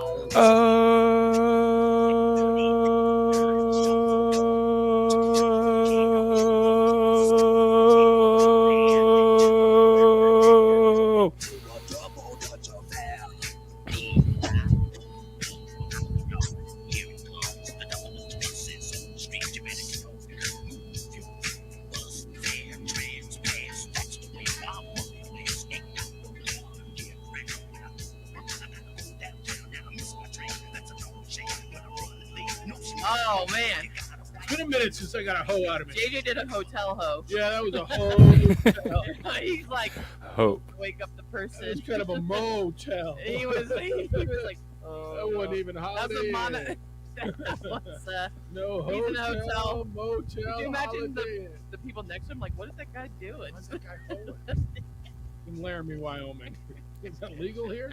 There it's probably legal. This guy's just hoeing. Hey, that was boy, that felt good. It feels like it's been like a month Yeah, since we needed a hoe. Yeah, buddy. I enjoyed that a lot, and so I had not spoken with Brian Vincent before. I know people who know Brian Vincent. I was told kind of what to expect. I've heard great things about Brian Vincent. Can I tell you what impressed me the most of that? And there's a couple things. The enthusiasm was what you would probably expect. The guy that's coming from a head coaching position and has the leadership and the vision and knows what he wants and with whom he wants it. And JJ, I don't know how many times we've asked people, there's catchwords. There's identity and scheme and culture. And we ask people a lot, well, what does culture mean to you? When we asked him what identity means, he was incredibly specific about what he wants the identity of his offense to be. And without getting specific in regards to names, JJ seemed quite confident and as detailed as he could be in regards to who are the people that are going to get him that identity. Yeah, and it makes sense because what he talked about, establishing the run, playing power football, play action pass off of that's what Danny is used to. It's what they did offensively back under Rocky Long. It makes sense, especially for New Mexico, to try to just find the big hogs up front, play power football, because the one thing that they've struggled to find is playmakers. And so you look at this offense, the last thing you're going to do is bring in a spread guy and try to throw it around everywhere. When you haven't been able to find a quarterback, you haven't been able to find playmakers. To lock it in, focus on playing power football, matching that with your defense. And yeah, Brian Vincent sounds a lot like Danny Gonzalez, just in the way they look at football, the way they look at life. And so when you hear the story of Bryant meeting Danny and how quickly that they came to like each other in a day, it makes a lot of sense. Yeah, I think the other thing he said is, and it's a guy coming from a place at UAB where, look, football, it was shut down. And if you're not familiar with it, go look some of that story up. But the administration shut down football. There was a big uprising. I mean, this is Birmingham, Alabama now, right? And there was a big uprising there, and they brought football back. But they shut it down. Everybody left, and they lost a year or two. Bourne says relationship guy, Jeff. It's interesting. The first thing that happens with a relationship guy is the departure of the last game's starting quarterback, the longest tenured player on the roster. I'd hate to see what would happen if he was not building relationships. I don't know, Bourne, did you feel that CJ Montes was the guy, the best quarterback going forward? Did you? I mean, look, I hope CJ Montes goes and finds a place where he can play. I thought we saw a big enough sample size. Is there anything that Bourne, you or JJ, you saw that said, man, you can't let CJ Montes go? Not to that extent. You hope the continued development of players. Yeah. You want to see that. And I don't know. The guys are in the portal. If you're going to, I just, okay. If that's what you heard out of it, that's okay. I think you got a guy who is won at every level, won everywhere he's been, had success, offensive success everywhere he's been. And I look, you needed something to get excited about level football. Now you need to see, when the recruits come in and you start seeing signings, and you need something to be excited about. You need playmakers, right? You need. There's two. You probably need three things. You don't know who your quarterback is, right? You got a couple of freshmen coming in that you're hoping are going to be good. You got, I still believe they're going to sign another transfer quarterback. The line's got to get better. It's got to get better, right? The offensive line. I don't think the line was horrible last year. 2 years ago, I thought it was bad. I didn't think it was horrible last year, but it wasn't probably good enough. And you need playmakers. And as much as you want to tell me that Luke Weissong may be the best player in the Mountain West, I mean, I got eyes too. Luke Weissong's a good player. I don't know that he's one of the best players in the Mountain West, and I don't know. He had a nice punt return. He's a good one. I'm not telling you he's not good. He's not a number one wide receiver. You don't have that. He's a slot guy in an offense that it's going to be challenging because I wonder if they're going to do two tight end sets. We're going to see a fullback back in the rotation. You're talking about playing power football. There's opportunities. I'm excited to see what the offense looks like because they didn't have an identity last season among the players struggling, and so it's good to have an experienced offensive coordinator come in with an identity that they want to establish. It'll be interesting to see when you hear talk about zone run, play action passes. Expect to see probably a lot more under center, which is going to be a different look. And it's a big weekend. He talks about having some recruits in town, and sure they're going to bring them by the basketball game and get that vibe of the fan base. Yeah. All right. 505-246-0610, 888-922-0610. Today, I'm kind of stoked. There's a lot of disagreement with me today. Come at me today. This is a good day for me, actually. I like it. I spew. I'll tell you about the hypocritical BS that I spew. Yeah, no, I'm going to give you all of that. And criticize. Yeah, no, this will be good. I'll get this to you. 505-246-0610, 888-922-0610. Hit me today. I'm actually kind of down with it. 9 o'clock, Eddie Nunes is going to be with us. We'll talk to him about what's coming up this weekend at UNM and kind of just catch up with Eddie. We haven't caught up with the athletic director at the University of New Mexico in a minute, so we'll do that coming up at 9 o'clock. It's open to you the rest of the way. You can get into a little football, a little basketball, the NFL stuff, DeMar Hamlin, the progress that he has made as well. So it's all here for you at 505-246-0610. Who watches your home? And I ask you that on a daily basis because I hope it's the good guys. The bad guys are out there. The property crime is on the rise, and the officer shortage continues to be an issue. So there's affordable private security out there, International Protective Service. Aaron Jones owns IPS, started it in 2006, providing security for some homeowners in Fort Hills. And all these years later now, business owners and homeowners all over Albuquerque trust IPS to protect what they've worked so hard to build. From here and passionate about making Albuquerque a safer place to live and work by watching your home, watching your business with highly trained armed guards and 24-hour patrols. I've trusted IPS for years. I think you can as well. Give them a call, see what they can do for you at 505-897-2420, 505-897-2420, or online at ipsglobal.com.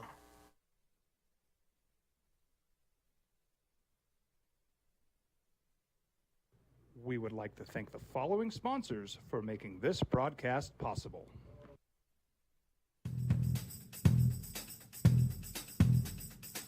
International Protective Services is a proud supporter of ProView Sports and New Mexico Youth Athletics. IPS provides residential and commercial security services in the Albuquerque metro area. For more info, please call 505-897-2420 or visit internationalprotectiveservice.com. We fight the battles no one hears about.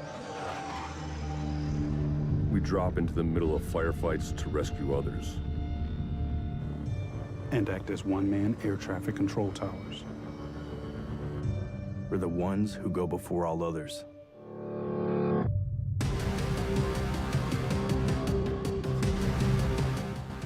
U.S. Air Force Special Warfare are proud supporters of ProView Sports. As a mom, I try to make the best choices for my family and our health. That's why I choose Western Sky Community Care. It's a Medicaid plan with quality health coverage and special benefits like Boys and Girls Club membership credit, additional dental benefits, and wellness and support programs. I decide which Medicaid plan is right for us. I choose Western Sky Community Care. Learn more about Western Sky Community Care by visiting discoverwesternsky.com today.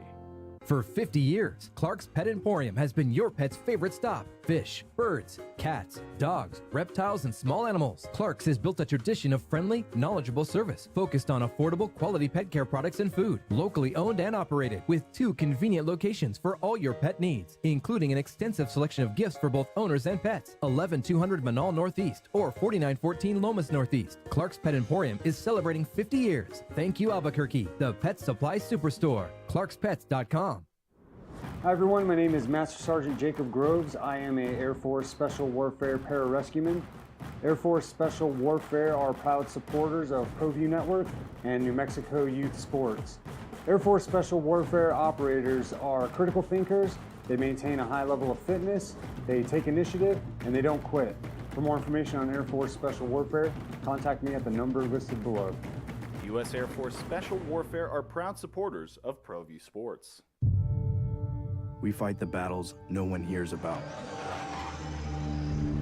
We drop into the middle of firefights to rescue others.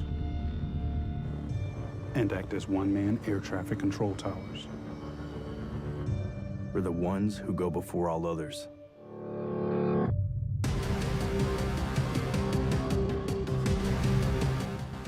U.S. Air Force Special Warfare are proud supporters of ProView Sports. These are more than just the sounds of a safe place to go after school. These are the sounds of interest being ignited and of mentors making an impact. At Boys and Girls Clubs, we don't do just one thing. We do whatever it takes to meet the needs of every kid who comes through those doors. Because whatever it takes is what it takes to build great futures. Great futures start here. Dream Style Stucco. Stucco is the way to go. A Southwest tradition, beautiful and durable. The perfect combination. Your favorite color, your favorite texture. You're gonna love it when they put it all together. Through any weather, nothing looks better. From the smooth to the rough, they really know their stuff. Nobody does stucco like Dream Style Stucco. For 50 years, Clark's Pet Emporium has been your pet's favorite stop. Fish, birds, cats, dogs, reptiles, and small animals. Clark's has built a tradition of friendly, knowledgeable service focused on affordable, quality pet care products and food. Locally owned and operated with 2 convenient locations for all your pet needs, including an extensive selection of gifts for both owners and pets. 11200 Manal Northeast or 4914 Lomas Northeast. Clark's Pet Emporium is celebrating 50 years. Thank you, Albuquerque, the Pet Supply Superstore. ClarksPets.com. Right, so you can call. That's the beauty of this, and I think 95% of the time we're pretty respectful of dissenting opinion. You know, I know a lot of you feel, and while we have strong opinions, you feel that if we stick to our opinions, that we are preaching or trying to jam something down your neck. And so I'll read this to you. It says, "Do you too listen to, much less comprehend, the hypocritical BS you spew? Attendance UNM athletic-wise, the subject became a problem with you only after you got fed up with listening to those disagreeing with the subject you two brought up for discussion. You fans should show up to our games and pay us your money for our pathetic product. You annoyingly demand, criticize when those who you marginalize and disparage as so-called fans who don't show, only to cry about criticism you cause and you deserve. People get sick and tired of hearing you double-sided and opinionated views, as well as your clear and obvious conformity bias." Okay, thank you for the text. Appreciate that. Yet, and you text on a pretty regular basis from this number, so we're pretty annoying and condescending, but you're there almost every day, it feels like. So yeah, we do have opinions. We do have opinionated views. I think that's what this format of radio somewhat requires, right? What's that? Yeah. Oh my goodness, JJ, the lines are full now. All right, I appreciate it. Like, actually, I actually really appreciate your point of view, and if that's how you hear it, God bless you. I don't know what to tell you. And to me, there's a difference if we're talking about Lobo football and even the New Mexico Bowl. I'm going to tell you to go to the New Mexico Bowl. I'm going to tell you to support that game. I'm not going to tell you to support something that frustrates you.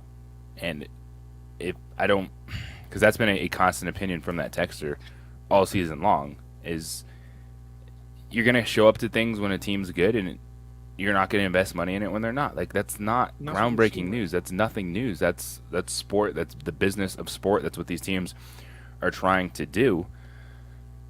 And man, and and you know what? You want to get into it? You want to open that can of worms, y'all? You think just because we're a local show that we got to bend over backwards and we can never, like, I know we don't have the Rome buzzer, but just because we're a local show, we can never maybe cut someone off or never have dissenting opinions. And there's a lot of that vibe that, like, hey, you are just local guys. You must do what we want to do. This is a balance, man. We're still trying to put a product out there for everyone. Have differing opinions. Differing opinions doesn't mean we hate you or you should hate us. But what you said, Jeff, is exactly right. If we disagree with someone, we're being disrespectful to them, and I don't get where that mindset is coming from. Disagree all the time, and I'm cool with that. And so I'll say thank you for that phone call. Jerome, where the hell you been? By the way, every line's full right now. 505-246-0610. Hello, Jerome. Hey, happy New Year, fellas. I hope you have a good 2023. Hey, it's always good, and I'm always listening to your show.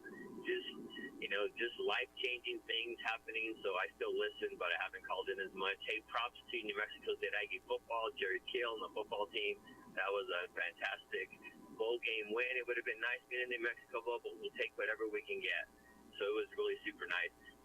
Aggie basketball team, you know what? We're just going to have a tough first year, Hires just going to have to start figuring some things out. I mean, I think he has the players there. He's getting more players in.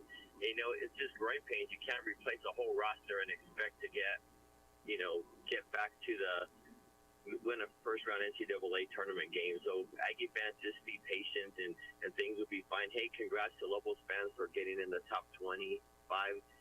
Way to represent the state of New Mexico. We need to keep New Mexico in the limelight. And, let's keep the ball rolling. But that's it, guys. I just wanted to give you guys a shout-out and say, hey, I love your show. Much respect for all of you guys and what you do. And it's fun to disagree on different things and subjects and stuff like that. I mean, there's nothing wrong with that. But keep it civil and don't take things personal, because that's not what it's about. And God bless for the young man that he's doing well now in recovery from everything. But that's all, guys. I just want to say Happy New Year to you, and I'll hopefully be calling more often. Good to hear you, Jerome. See you. 505-246-0610. That opens up one line. Edward, good morning to you. Yeah, good morning. Your texter eloquently stated whatever his point of view was. I would recommend a book called Human Dynamics. I think you guys do a great job being inclusive and taking everybody's perspectives. May not always agree, but the Human Dynamics really teaches you how people process information, internalize it, and then, like Jerome said, I think people take things personally, which is one of the 4 agreements, by the way, in life. Don't take things personally. Quickly, I think the NFL, I'm proud of them. If they would have called that game Monday night a tie and given the Chiefs, if they win this weekend, I think that was the wrong thing to do. By the way, both those teams beat the Chiefs. I think that they're getting a creative solution. However they do, it's going to feel kind of weird, but they couldn't just call it a tie and give the Chiefs the upper hand, because it's too big of an advantage. I think the NFL is eventually going to move to getting 8 teams in and making the number 1 seed play, because it's too advantageous. So for that, I'm glad.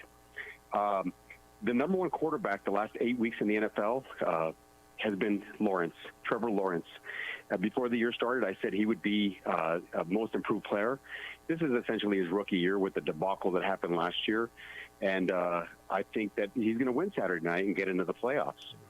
Life gives us poetic symmetry. And I thought that Brady's going to go to the 49ers next year. You know where he's going to end up? He's going to end up with the Vegas Raiders. And that tuck rule, which was adequately and accurately called the tuck rule game that started the greatest run in the history of the NFL. He's going to go to the Raiders, and the next 2 years they're going to win a Super Bowl, and he's going to walk off into the sunset and say, thank you, guys. It's been a great run, and I'm looking forward to it, and I'm here for it. Guys, enjoy the weekend. I think we're going to have some great football. I'm excited to see how things go, and the games are tightening up. Coaches play a little more conservatively, and the playoffs are going to be amazing. So I appreciate you taking my call. Thank you very much. All right. I think he goes to the Raiders too, by the way. And I know a Raider fan who's fearing that Tom Brady goes to the Raiders. It's who's their head coach? I mean, it feels right. And I don't think they're going to win a Super Bowl, but I think he may end up going to the Raiders. Travis, good morning. Good morning, fellas. What's happening? Hey, listen, if they're texting, it means they're listening, good or bad. So I will say, look, isn't the rule you're not supposed to feed the gremlins after midnight, right? Like, don't feed the trolls. But look, bad takes, good takes, angry takes, happy takes. They're coming in. Take 'em all. Yep. I will say, look, I think it's really tough news about Emmanuel Quach. Recently, obviously wishing him well, and hopefully he's able to recover and get back on the court again. Just basically similar to what we saw on Monday. I think it's obviously not as severe, but it's hard for me to imagine that injury taking place during warm-ups didn't have some effect on the team against, Fresno. And we all saw something with that team, the way they started off. And I think now we know what was really, kind of going on. And that being said, they still really had a chance to win in the closing seconds. And I think that's really impressive for them. Earlier this week, you guys started talking about the pressure on Lobo fans, right? This win now, this sense that Lobo fan thinks that they have a winning lottery ticket that they need to cash in right now. And I think part of that anxiety that Lobo fan feels is the real sense, especially now that, Richard Pitino's name is in the conversation for Coach of the Year, the National Coach of the Year. There's a real sense that the time that we have with him is maybe going to be cut short, right? Like, he may leave, and that anxiety of what the future looks like, especially thinking about when Alford left and how bad the program took a turn for. I mean, there's so much anxiety that Lobo fan feels, and to win now based on those things, right? You have a good team, you have a good coach, and you don't know how long you're going to have those things after this season. So and I think urgency. that adds to it. Yeah. And thinking about that win now mentality that Lobo fan feels on the basketball side, I guess I'm curious, and I would love, look, I'm going to hang up and listen to hear what you guys have to say, but I'm wondering, how long do you think Coach Gonzalez has? He's got a new OC who, is definitely getting a lot of hype, and I think is really moving the needle. I think we all feel really good, especially after that interview that you guys did. But he's starting his first year here. He's got to put in a new system, right? There's a lot of work that has to go into it, and there's not a long runway. And I guess my question is, how many years do you think Coach has? All right, Travis, to I'll figure get there. this thing out? Yeah. Go ahead. And I'll get there. And thanks for the call. So, JJ, I think they've got to win this year, and win to a point of obvious improvement this year. Now, does that mean they got to get bowl eligible this year? They've got to improve this year. It's a difficult situation to have a first-year offense coordinator, so much change needed on offense with the pressure of having to win immediately because you've gotten some runway. And there's a lot of fans, even diehard Lobo fans, and Travis kind of sounds like one of those. It's like, how much longer can we look at 2 or 3 win seasons? Yeah. All right, one line's open, 505-246-0610. Eddie Nunez is going to be with us at the top of the hour. That means 9 o'clock. JD, Ray, Speech, stay there. It's a short break. We'll be with you next on the opening drive. This report is sponsored by Pfizer. When temperature...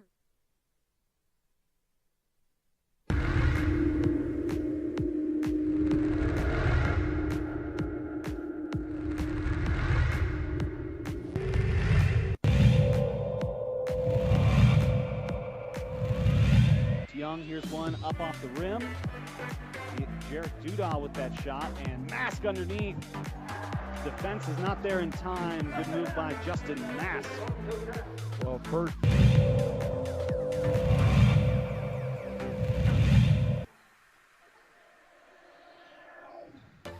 Nice pass. That's working that flex offense right there. And there's another timeout for Coach Bardella.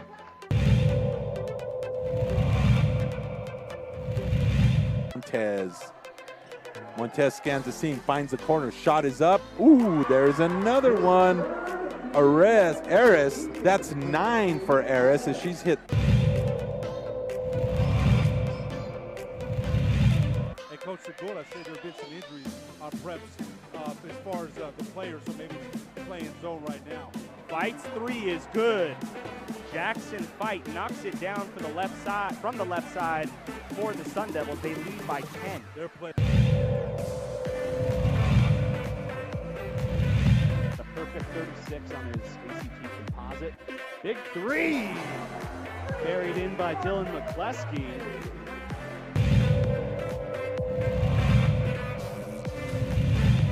Trifectas of her own. fires it off down low. Campos off the glass, and there it is.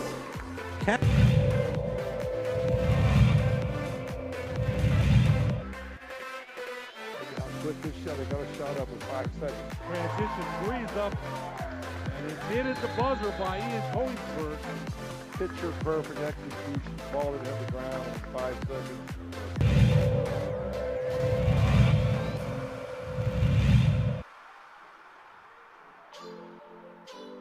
Ball is stolen away by Montoya. Sartans are on the break. Calb finds Trujillo. Pump fake. Trujillo was rejected by Terrell. Rebounded by Calb. Hook shot is up. It's good. 2 points for Brian Calb.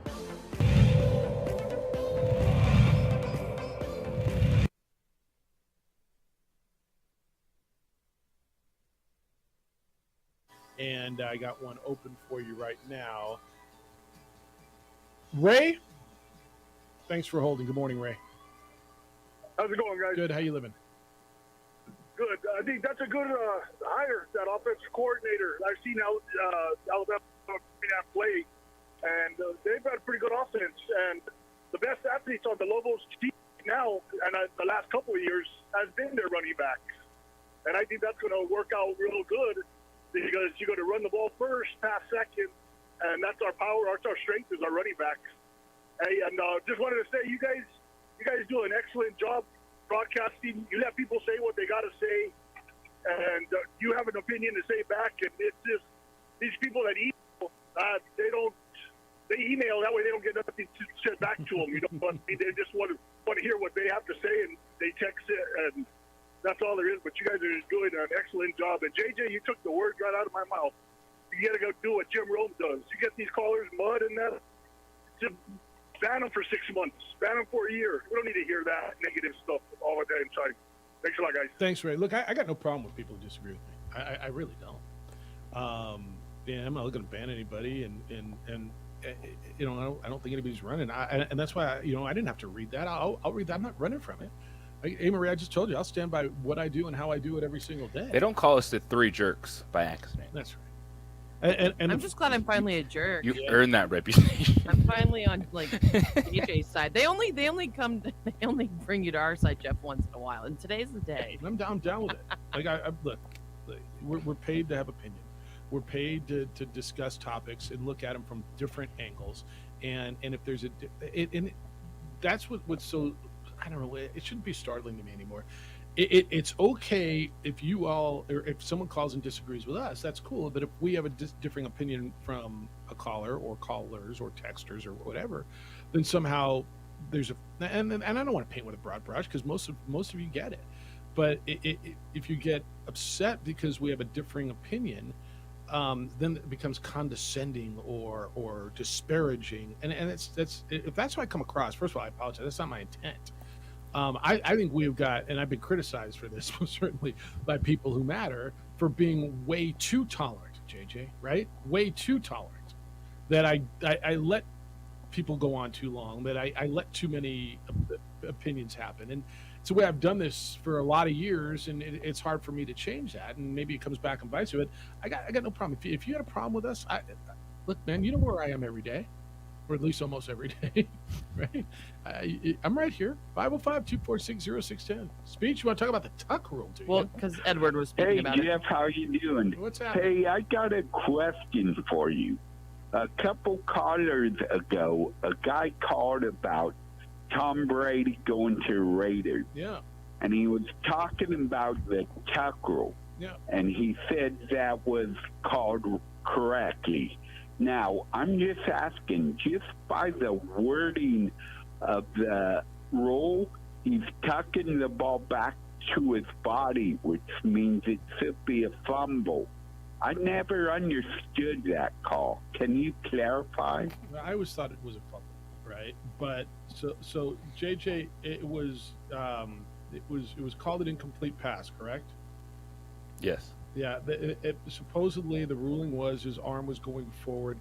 I got to go back and look at it again. I need to refamiliarize myself with it. I always thought it was a fumble. And every time I looked at it, I always thought it was a fumble. And I think Tom Brady in that documentary, who did he do that documentary with? Was it with Oh, it was his documentary, the one that Charlie Woodson. He even that's what it admitted was. That's what a it was. fumble. Yeah, he even admitted it was. That's what it was. Yeah, I just, it's gonna one of those plays gonna live in infamy, and they reviewed it, and it's kind of like the Dez Bryant catch that wasn't a catch, right, against Green Bay in the playoffs. It's just the way it's gonna be. I always thought it was a fumble, but Well, yeah.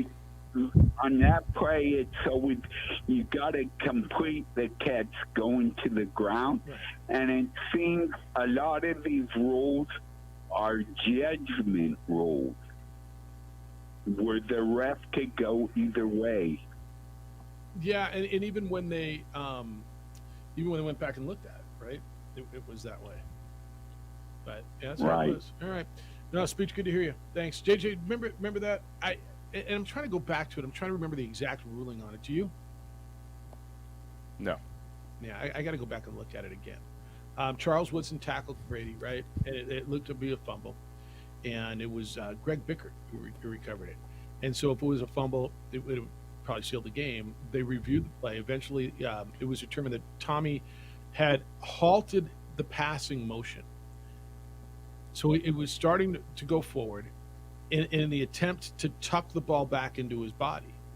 So they ruled it an incomplete pass. Well, so to me, and again, I've always thought this, if he was trying to tuck the ball away, then he wasn't passing it, but it was ruled an incomplete pass under the then NFL rules. And so the call was overturned. The ball was given back to the Patriots. They moved the ball into field goal range, and then that's when Adam Vinatieri kicked that 45-yard field goal, tied the game at 13. They went into overtime, and Vinatieri kicked a 23-yarder to win the game. New England went on to win the Super Bowl and started their run with Tommy and Belichick, and well, you know the story, and Raider fans know it as well. I always thought if you're throwing the ball, but if you're tucking it back in, then you're not throwing the ball. You're trying to keep possession. That's why I always thought it was a fumble. That's why, I mean, my interpretation would have been, well, he's not throwing it anymore. It's a fumble. If his arm still was going forward, then I would have said incomplete pass.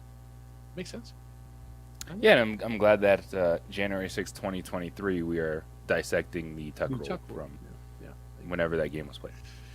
AC's in on Ron Rivera, the Commanders coach. Good morning, Jeff. Ron will not be fired, even though his boneheaded move by starting Wentz is reason enough, because the little Danny boy is selling, and he would not want to pay off someone to go away if he's not there. Well, yeah, that makes, I mean, right. He's not going to want to pay a coach his salary to not be there if he's selling the team. I think Ron Rivera survives. I don't think Ron Rivera is getting fired on Black Monday. I think the jobs that'll open will be Denver, interim, Carolina, interim, Steve Wilkes. Everybody's telling me Houston, man. And so I guess I know, and I don't even understand why throw Lovey into that for 1 year, knowing that it was going to be what it was. Yeah, give him another year. I see, that's my gut. I give him another year. But everybody's with telling everything me he's going done. on, Deshaun Watson trade and right, Davis Mills. I know that's our guy, but It's really not some draft picks. Let's see what he does next year. And that, I'm sorry, but that division And they is were up for competitive, grabs. Yeah, usually. they are They're- competitive. Yeah, Damian Pierce was a stud. It's sad that he went out on an IR. But So that's exactly why you put Saturday Lovie will Smith in probably that be- situation, because you're not committing to him long term. So just you keep know it you're for going a to year and then we'll- stink, and then you can pair your next head coach to your top pick at to quarterback. your quarterback and go long term. So you think he's gone? Yes. Yeah, I do too, simply because everybody's telling me it, and I'm not sure I agree with it. But every credible person I read believes he's gone. So I guess okay. So Denver's open. Carolina will be open. You figure Texans, Houston will be open. Colts. The Colts are going to be open, right? He doesn't bring Jeff Saturday back as No, much of no. a buddy as they are. That's just they haven't gotten any better. No, but maybe keep him as like an offensive line coach or something, maybe in the locker room, but That's like fine. not a head coach. That's no, fine. no, not a head coach. Mike Vrabel's name's been out there. If Tennessee loses to Jacksonville, do you think Mike Vrabel gets fired? I No. don't. I think he's I had think too much he's success. a great. Yeah. No. Like I ask you this all the time. As a coach who's had that much Oh, success. Cliff Kingsbury. Yeah. Well, let me finish on Tennessee real quick. Yeah, that's the other one. A coach who's had that much success, they earned a down year, and a down year would be playing for the division championship in the last game of the season. Yes, I do think that it could get him one more year, but you also can't overlook the fact they blew a prime opportunity last year. He's got a quarterback as a that number can't one throw the seed. football, right? They drafted Malik. No, I'm talking. They had Ryan Tannehill full most go of the time. last year, number 1 seed. Yeah. Last year this is 1 seed. Well, so So Green you Bay can was. say, hey, this year I get it. Ryan Tannehill got hurt. Things were tough. Give him one more year, but I think that window's closing on even Mike Vrabel because there's he no doesn't get fired postseason Monday, success to back it up. I don't think it's this year, but if it's the same thing next year, like you're in this I'm down with you division, next year. Yes. it's like you're 8-8. Here we are again. All right. So you think he survives this one, right, Vrabel? Yes. Yeah, they give I think- him that window.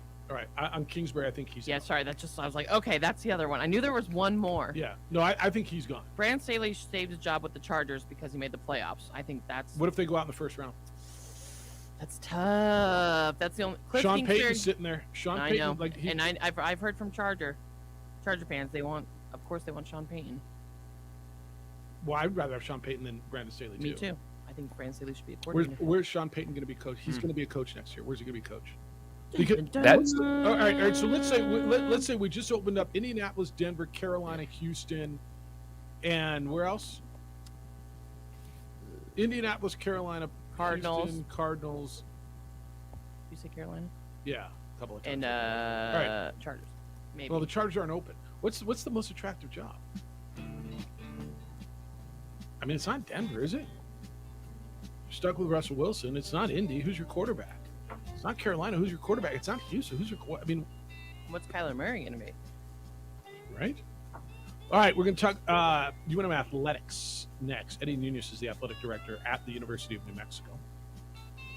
Whiteout at the pit on Saturday, and we're going to catch up with their athletic director, Eddie Nunez, next. Glad you're with us on a Friday. Hope you're in a good mood. It's the first weekend of the year, man. This used to be a big weekend. We used to go up to the Canadian Rockies and go skiing like the weekend after. Oh, it was always fun. It's cold. It's the opening drive on 95.9 FM and AM 610, the Sports Animal.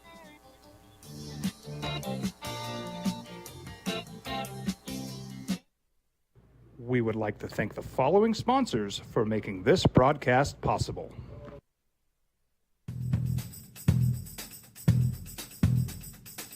International Protective Services is a proud supporter of ProView Sports and New Mexico Youth Athletics. IPS provides residential and commercial security services in the Albuquerque metro area. For more info, please call 505-897-2420 or visit internationalprotectiveservice.com. We fight the battles no one hears about. We drop into the middle of firefights to rescue others. And act as one-man air traffic control towers. We're the ones who go before all others.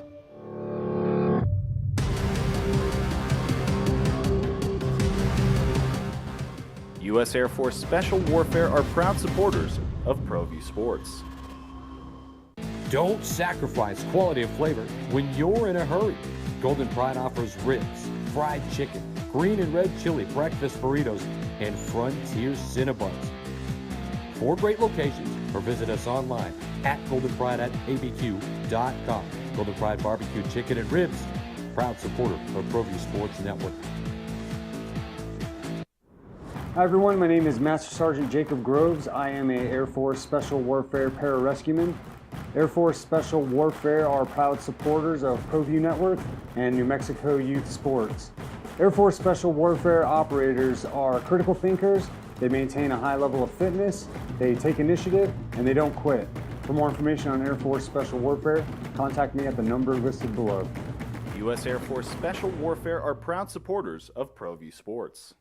As a mom, I try to make the best choices for my family and our health. That's why I choose Western Sky Community Care. It's a Medicaid plan with quality health coverage and special benefits like Boys and Girls Club membership credit, additional dental benefits, and wellness and support programs. I decide which Medicaid plan is right for us. I choose Western Sky Community Care. Learn more about Western Sky Community Care by visiting discoverwesternsky.com today. Well, I'm going to the frontier, walking to the cashier, order up a root beer and a number 1. Cover it with green stuff, 1 scoop is not enough. Find a booth is real tough, back by the Duke.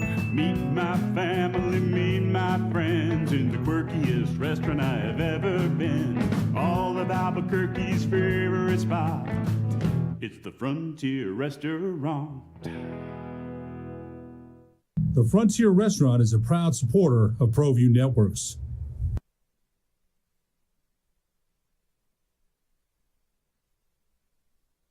We would like to thank the following sponsors for making this broadcast possible.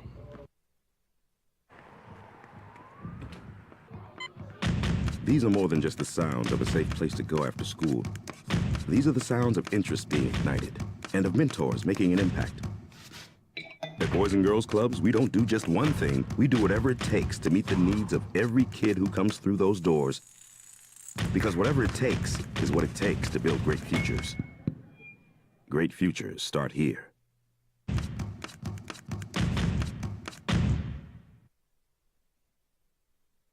Us now voted the best sports show in New Mexico for 5 years running. This is the opening drive with 3-time New Mexico Sportscaster of the Year Jeff Symbieta and JJ Buck. All right, a little bit of great news this morning before we get to our next guest. Damar Hamlin has had the breathing tube removed. He has been talking with his care team, talking with his family, talking with his teammates. He is still in the hospital in Cincinnati, but the breathing tube was removed overnight. And this, according to the doctors there, his neurological function remains intact. He's been able to talk. He has been FaceTiming with his teammates. He was, I guess, FaceTimed into the team meeting for the Buffalo Bills this morning and said, "Love you, boys," during the team meeting. And I mean, just tremendous improvement. And it's just great news this morning. I mean, the whole country's kind of been just taken by this story of Damar Hamlin, somebody that you probably never heard of days ago. And just great news. It's the opening drive. Jeff Symbieta and JJ Buck. We'll get back to your phone calls, your correspondence coming up in a little bit. Big weekend for Lobo Athletics. Lobo women are in Colorado. Well, they will be in a few hours. They're in Wyoming right now after losing last night 78-69 to the Cowgirls. They'll be playing Colorado State. And then the pit will be sold out tomorrow night for the first time since the 2014-2015 season. Lobo men against UNLV. The athletic director at the University of New Mexico is Eddie Nunez, and he joins us this morning on the 377 Brewery Hotline. Good day, sir. How you living? Happy New Year. Happy New Year to you as well. Everything's good over there. I know you're a basketball guy. You played basketball at the University of Florida, and while you're an athletic director and everything, you understand what arenas are and how special this one is. And I know when you took over this job, part of it was getting the pit back to this place, and you envisioned this. And it's a one-time thing that I know you're hoping, and everybody over there is hoping turns into a relatively regular thing. But it's exciting, isn't it? Oh, it's unbelievably exciting. If you really, I mean, you know as well as many others, what we came into as far as this athletic department and what we wanted to do, and everybody has been telling me since day one. And what I remember as a kid watching, New Mexico from afar was the pit and understanding the history and the magic of what the pit is. And so to be able to get to our first sellout since 2014-15 and all the hard work and everything, the effort that's been put by everybody to get us to where we are, from the coaches to the student athletes to marketing, it's been a long process, but we're excited to be here. We really are. This is a great time for our city, our state. This is it. This is what we do this for. Yeah, there's been so many conversations over the last X number of years about attendance and all across sports, period. And I had heard everything from the Lobo fan base is dying off, that nobody's ever going to care again.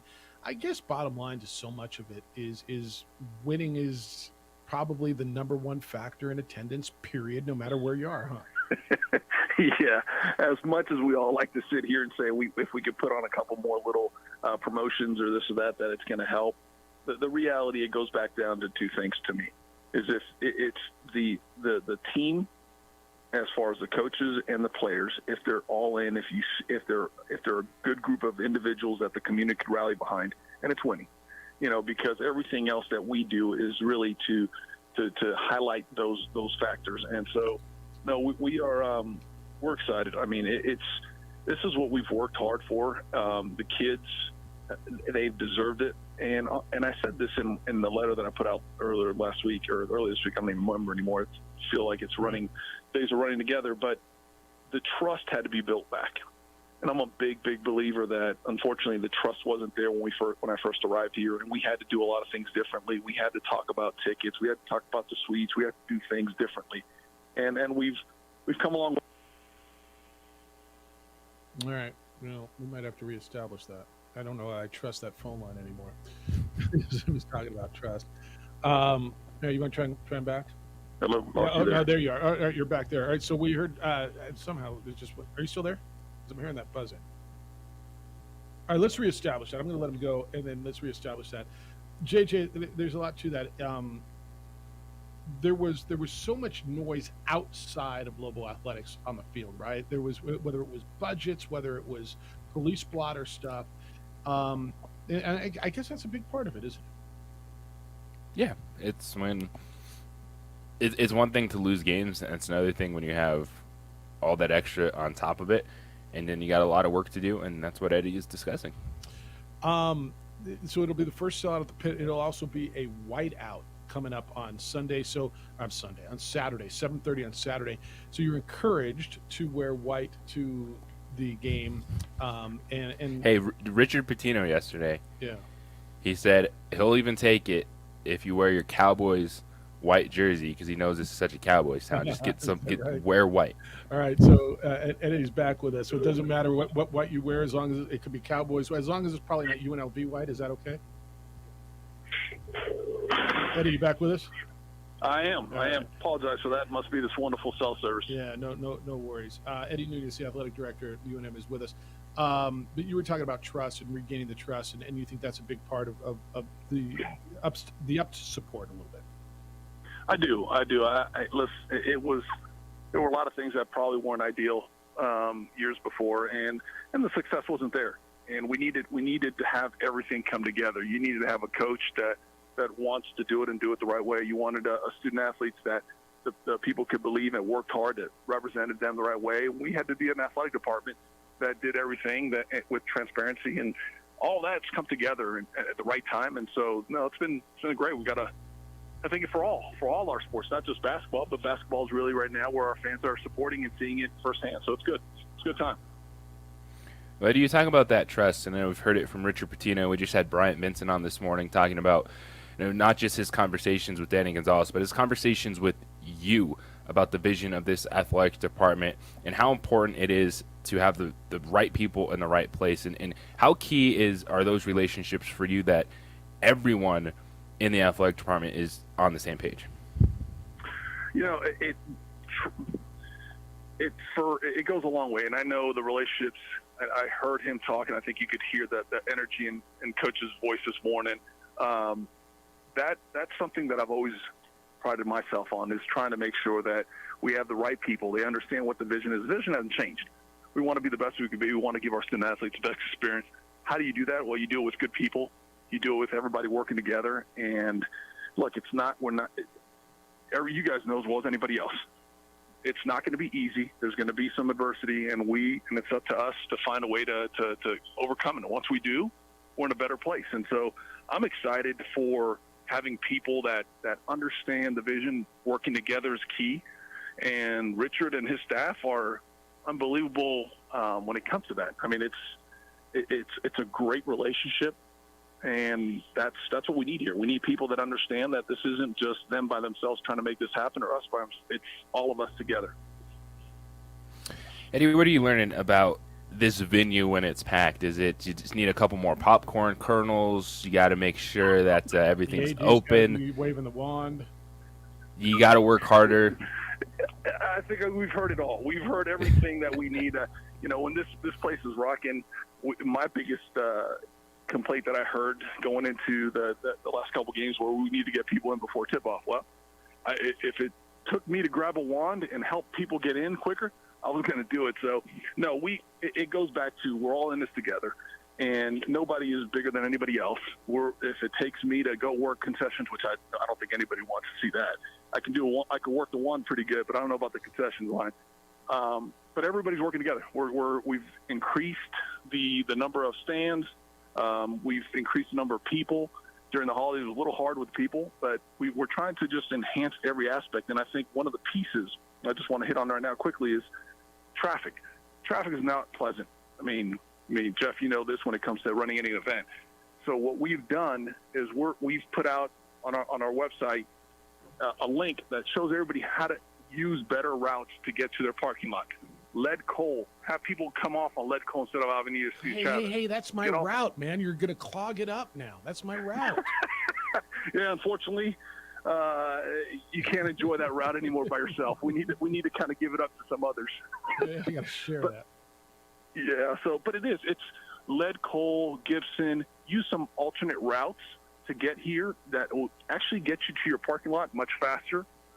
We've updated and added more people in the parking lot. So we're trying to do everything. We actually working with the city and the state to help control some of the lights, like at the exit on Avenida C. Chavez, to control the light so we can push more cars through. So everybody's is all in to try to make this right. And leave early. Just do. And I said this yesterday. Don't do it for me. Don't do it for Eddie Nunez. Don't do it. Do it for you. Like here's the deal. If you go to an event that there's going to be 15,000 people, and I don't care what your venue is, there's going to be traffic getting in and out, and there's going to be lines when you go to get a beer and have to go use the restroom. And just understand that's a first world problem that you're dealing with. And so you're not going to just get to go up at hey, there's a timeout, I'm going to run up and get a hot dog real quick and come back, and no, you're going to miss some time. So plan that and understand that, and let the people who are working back there, they're going to I don't know, they're going to get you your beer a lot quicker if you're nicer to them, if you complain to them. I'm just giving you a public service. No, we appreciate that tremendously. Getting here early is going to be a key to that. Come in early. Get your concessions. Get some food at least early if you want to go grab a drink during the game. That's why we've added more drink stations to allow it to be easier and quicker. But you're right. Have a little patience, understanding. We're gonna do everything we can to expedite you. The last thing we want to do is not have you cheering our team on. So we want to get you back in those seats as loud as you can be. So, just come early. Be aware of all the security and everything we've been implementing for the last several weeks and months, and know that we're going to do our best to make this experience the best it can be for them. Hey, are you standing out in the parking lot wearing a black vest and khaki pants right now on the cell phone by the tree? Where are you, and why are you watching me right now? Look at that picture, JJ. Look at that. Look at that guy. Oh, man. I got people. I got people everywhere, so man. Creepy. Hey, well, I figured my inside the building wasn't working, so why not make it as good as it can be? Hey, I got a question. What's your biggest? What's the number one issue as athletic director? And I know that's probably a broad question, but as you. Now that you've been a few years into this and you got to be an athletic director, I think the first couple of years you were a crisis manager. Is it getting football winning? You've got most of your coaches hired. Maybe it's staff. Like what's the number one priority as athletic director right now? Well, again, number one priority is first and foremost making sure you have the right people to lead your student athletes. I think that's always going to be the key, is making sure you have the right people that can guide our programs, guide our student athletes. For me personally, it's also, trying to keep up with the expectations. We have expectations on ourselves. I do, our coaches do, our student athletes do, but then we also have to understand that our fans and our community does as well. So there's a lot of different factors that go into it. For me, it's trying to get better every day. I know you've heard this, and I've said it 1,000 times, and I apologize. But it is. It's as simple as that. It's us every day becoming better, having better presence, better coaches, better in the community, and then so it's. I don't ever take it as what keeps me up at night. What keeps me up at night, and more than anything else, is our 450 student athletes. Right, when the phone just rings. Knowing that they're in a good place, they're doing right. But besides that, it's just trying to get better every day. All right, whiteout. Is there a diaper drive too tomorrow as well? So it's 7:30 start. Diaper drive, whiteout. So they have to be white diapers. I guess that's preferable, right? If you want to wear them white and go all out, no, I honestly don't.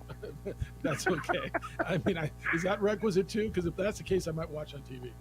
No, you're good. I also do want to say this. Look, go to our website. Try to get as much information as you can going into this weekend. Come early.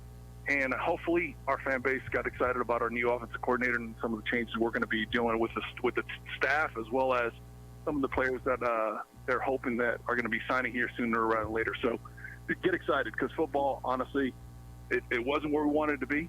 we're excited about where it's going to be next year. It really is. Have fun this weekend. Go inside now. It's nice. It's a beautiful day. You only have to wear a vest with your khakis out by the tree in the parking lot, but appreciate that. We'll see you out there.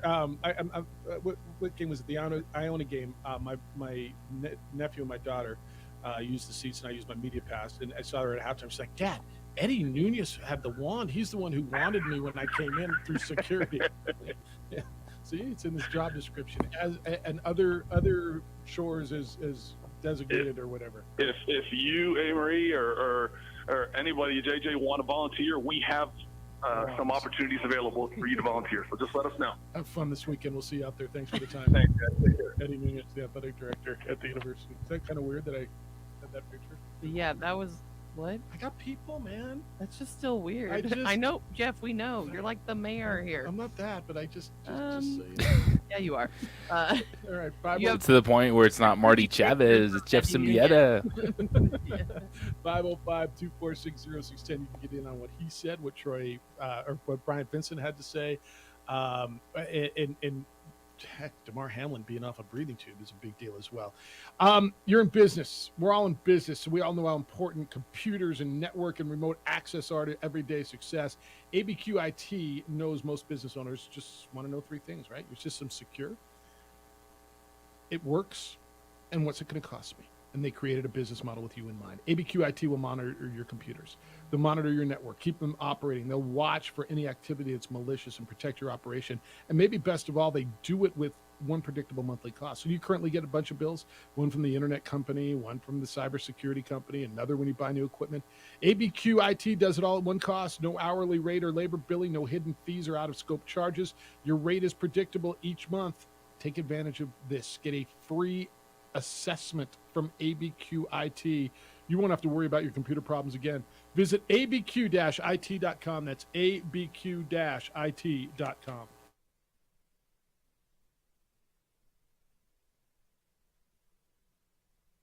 We would like to thank the following sponsors for making this broadcast possible.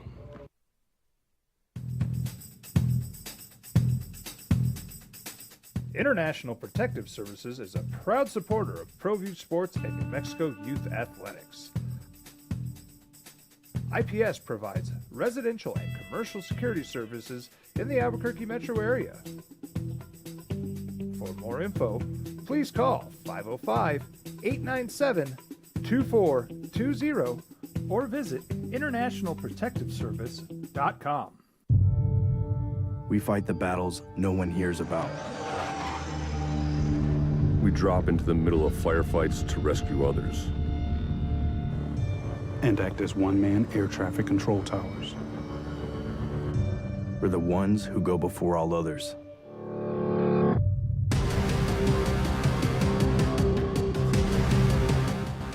U.S. Air Force Special Warfare are proud supporters of ProView Sports. Don't sacrifice quality and flavor when you're in a hurry. Golden Pride offers ribs, fried chicken, green and red chili breakfast burritos, and Frontier Cinnabons. 4 great locations, or visit us online at goldenpride@abq.com. Golden Pride Barbecue Chicken and Ribs, proud supporter of ProView Sports Network. Hi everyone, my name is Master Sergeant Jacob Groves. I am a Air Force Special Warfare Pararescueman. Air Force Special Warfare are proud supporters of ProView Network and New Mexico Youth Sports. Air Force Special Warfare operators are critical thinkers. They maintain a high level of fitness, they take initiative, and they don't quit. For more information on Air Force Special Warfare, contact me at the number listed below. U.S. Air Force Special Warfare are proud supporters of ProView Sports.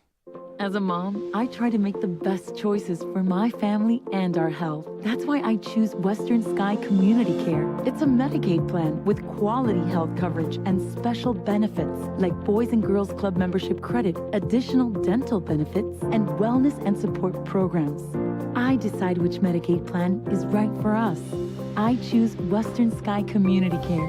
Learn more about Western Sky Community Care by visiting discoverwesternsky.com today.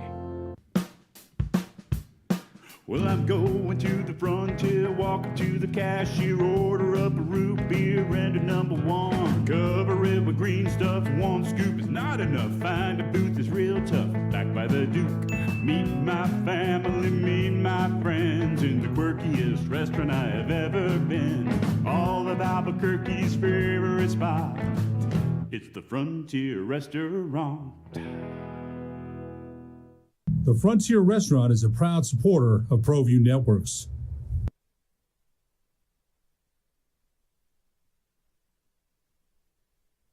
We would like to thank the following sponsors for making this broadcast possible.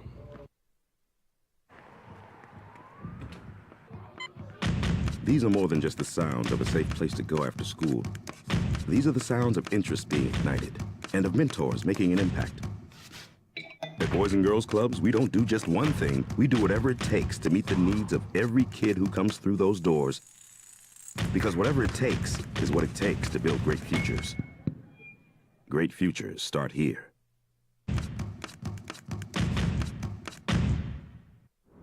Hi everyone, my name is Master Sergeant Jacob Groves. I am a Air Force Special Warfare Pararescueman. Air Force Special Warfare are proud supporters of ProView Network and New Mexico Youth Sports. Air Force Special Warfare operators are critical thinkers. They maintain a high level of fitness, they take initiative, and they don't quit. For more information on Air Force Special Warfare, contact me at the number listed below. U.S. Air Force Special Warfare are proud supporters of ProView Sports. International Protective Services is a proud supporter of ProView Sports and New Mexico Youth Athletics. IPS provides residential and commercial security services in the Albuquerque metro area. For more info, the sports animal. I had a couple things out of the NFL this morning. Jalen Hurts trending to play, according to Tim McManus of ESPN. The Eagles quarterback has been out for a couple of weeks with a shoulder injury. Gardner Minshew has been the Eagles quarterback, and they've lost 2 in a row. Eagles win, and they get the number 1 seed in a bye and home field advantage throughout the NFC playoffs. And the big news this morning that came in within the last hour, Bills safety Damar Hamlin had the breathing tube removed overnight. He has been talking. He has been FaceTiming with his friends. Doctors are saying this is pretty remarkable, and just terrific news on Damar Hamlin coming out of Cincinnati this morning. Opening drive, Jeff Symbieta and JJ Buck. Going to go to the phones here at 505-246-0610. Anything besides the fact that I've got people everywhere taking pictures in a parking lot? Man, you got your insiders everywhere. What do you make of what he said? When we came in, maybe there was a lack of trust here. It's 100% true.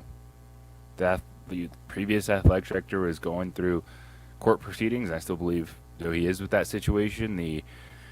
And it's what compounds. You have teams that are struggling, and the off the field stuff on top of that, and from coaches, players, administrators, and you got a lot of work to do to build trust back up in the community. And I think that's been evident since Eddie Nunez took over. That was a focus of him, and he wanted that word to be used. Trust the athletic department, because he understands that whether you're talking about donors, you're talking about fans, anybody, they're investing in you, and they need to believe in what they're investing in, whether it's buying single game tickets, buying season tickets, whatever it may be. And winning. The trust has been built for, being built or whatever. They've been working on it for the last bunch of years. And then you had a team that was 14-0 and ranked 21st in the nation. That helps a lot too. All right, 505-246-0610, 888-922-0610. Judge, good morning to you. How you living? Jeff, how you doing? I don't know if you remember me. Of course I do, Judge. How you doing? I'm doing well. How's it going? You're like one of the first people I knew when I moved here. I don't know if I ever told you that story, but your game No, was you didn't tell me. one of the first assignments I ever had was a Highland High School game. What's going on? Hey, I just wanted to bring up something that probably a lot of people don't know. I played football at Valley, and my incoming sophomore year, which back then we only had 3 grades. We didn't have freshman high school. I played with a young man. In fact, we played the Apple together. We hadn't even started school yet. We were in the middle of 2-a-days, and he took a headshot and ended up dying the next day. And this was 1974. And we hadn't even started attending classes yet. And I saw those coaches, they were crying and everything. And, of course, players were crying. And I thought to myself, these coaches hardly even knew this kid. I wonder why they're taking it so hard. Well, as you know, I later went on to become a high school football coach. And I remember the first time a kid broke an arm under my guidance, I was devastated. I felt horrible. I couldn't imagine how these coaches would deal with the death of a player that they're supervising. And looking at the look on all those players the other night, it just brought me back to memories of when this happened, almost 50 years ago. And thank God that the news that you heard today is all positive. That's great. And let's hope he makes a full recovery. And, we talk so much about, and I've heard them all say it over the last few days, about how we sometimes think football is the best thing in the world, but in this case, it was a matter of a young man's life, and thank God it looks like he's going to make it. So. Judge, stay with me for a second, because your perspective is so good, and you're gonna. I know how you're going to take this, and it's the truth. You're a legendary football coach in these parts, and you've seen so many injuries, and so your perspective, I think, is so good. And I don't want to compare a leg injury to what we saw, but you just said the first time you saw a guy break something. I remember, was it 96 or 7? You had a team with Bobby Newcomb and Jared Baxter, and didn't Jared break his leg the first playoff game? Right, it was a Saturday, and actually it was the 7th game before the season ended, and it was we were undefeated. Of course, both Jared and Bobby ended up going to the NFL. Yeah. We had a heck of a team, and he broke his leg, and it was a real ugly break. Right. It was a Saturday morning at Milne, right? There were an early Saturday game. Yes, at Milne. Saturday afternoon at Milne Stadium. We're playing Bland High School. Yeah. And go ahead. And it's kind of ironic. A friend of mine is the head coach at Oregon Mountain, Steve Castile, and I had to talk to him last night about some football-related stuff. And they lost a player this year, and we were talking about that. He said he still doesn't sleep well. He's supervising this young man, and he dies of playing football. Like I said, I couldn't understand why those coaches, when I was playing, took it so hard until I started coaching. So you know what you just did, Judge? You know what you just did? And we had a Mud called earlier and said, people die all the time and life goes on. We don't shut down the world. And I think what you just did, and I want people to know I didn't call Judge today. You called in organically, but you put it into perspective. Unless you're living in that situation, you're invested, you're on that field, that human being who just went down, and for me sitting on a couch or you sitting on our couch detached from it, man, it was an injury, it was horrible to look at. But that's why this was such a big deal, because for all of you who go through this every day and you realize what's going on, and you're living it on the field, it is a different perspective than maybe Mud sitting at home or me sitting at home watching it. And why is this such a big deal, and why are they thinking about shutting things down? I think you put it into perspective perfectly, Judge. And I didn't even know I needed to hear your call today. Thank you for that. It's a big deal. Well, my brother listens to your show every day, and he loves it, and I love listening to you guys. You do a great job, so thank you guys for what you do. But, getting back to that situation, I was a 15-year-old kid. We were very good friends, and his parents asked me to be a pallbearer, and it was the first experience of me seeing a dead person. And, that, like I said, was almost 50 years ago. And I remember guys were going to quit. My dad wanted me to quit playing. Parents, didn't want their kids to play. And in my case, they ended up letting me play still. But it affects so many people. And I just saw the look on those players' faces Monday night. And I knew what they were going through. See that happen where, you're trying to bring somebody back to life. It's got to be devastating. And you hear the coaches say, and you hear the players say, they spend more time with each other than they do their own families. And I know that for a fact because the years of coaching for me, I did it 42 years. I spent more time with some of those parents' kids than they did. And, they come to you sometimes before they come to their parents when they have an issue because you have that special bond. You know, you say you go to battle, and really not a battle because hopefully nobody dies in like they do in a real battle. But it is a form of war out there. You practice all week long preparing to go battle, and you become, there's a bond. And I heard a guy this morning on Get Up say it doesn't make any difference if you're black, white, brown, yellow, rich, poor. You become a family, you become a bond, and you dress next to a guy and you share stories. And those bus rides coming home are unreal after a big win, because even guys who normally don't play much, they got stories about they scored a touchdown and stuff. And I can relate to all the stories I've been hearing over the last few days. And again, thank God it looks like this young man's going to, pull through and be fine. And Judge, I needed this today. Hey, can I end this on a light note? So, and I sure. I told you. So this Judge Chavez, the former Highland Valley coach, and who just called in, first assignment I ever had here, 1996 in August, or one of the first.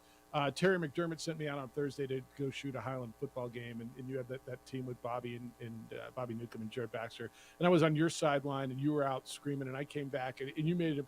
I said to Terry McDermott at the time, I said, "Who is that Joe Pesci?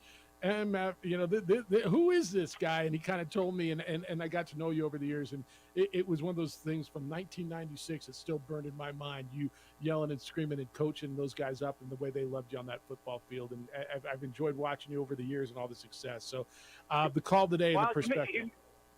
You made a mistake. I never yelled on the sideline, so we'll clarify that. Anyway, thanks, right. Thanks for letting me share my story. I just thought it, that's great. Brought back a lot of memories, and I really enjoyed the show. You guys keep it up. You do a great job. Thank you, Judge. Appreciate the call. Thank you. That is the legendary, and I don't say that lightly. Legendary Judge Chavez, and that perspective was needed, huh? From a guy who, experienced, I don't know, something like it, but. For you and me sitting on our couch, if it affected it was us, needed today too, and he hasn't called.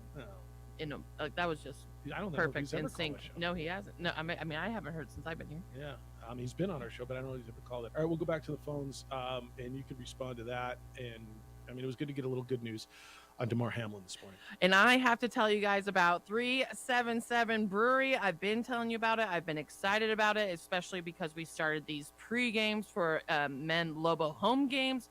And tomorrow is the second one. The first one, you guys came out. You made it happen. 377 Brewery. It's right around the corner from the pit on Yale and Gibson.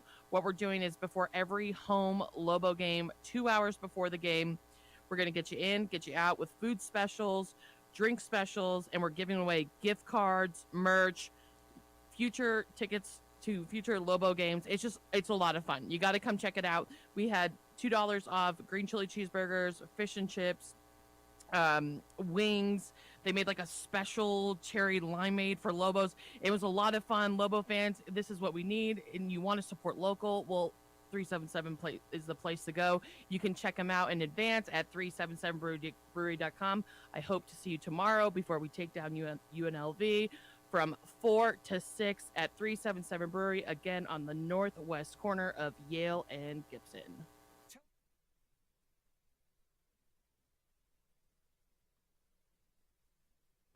We would like to thank the following sponsors for making this broadcast possible.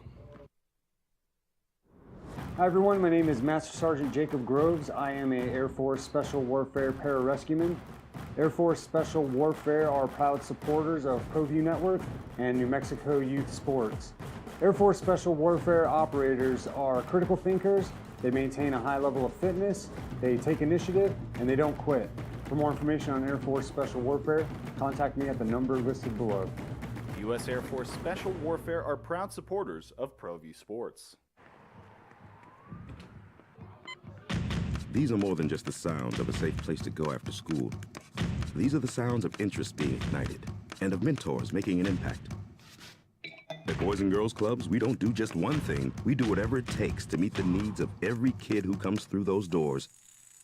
Because whatever it takes is what it takes to build great futures. Great futures start here.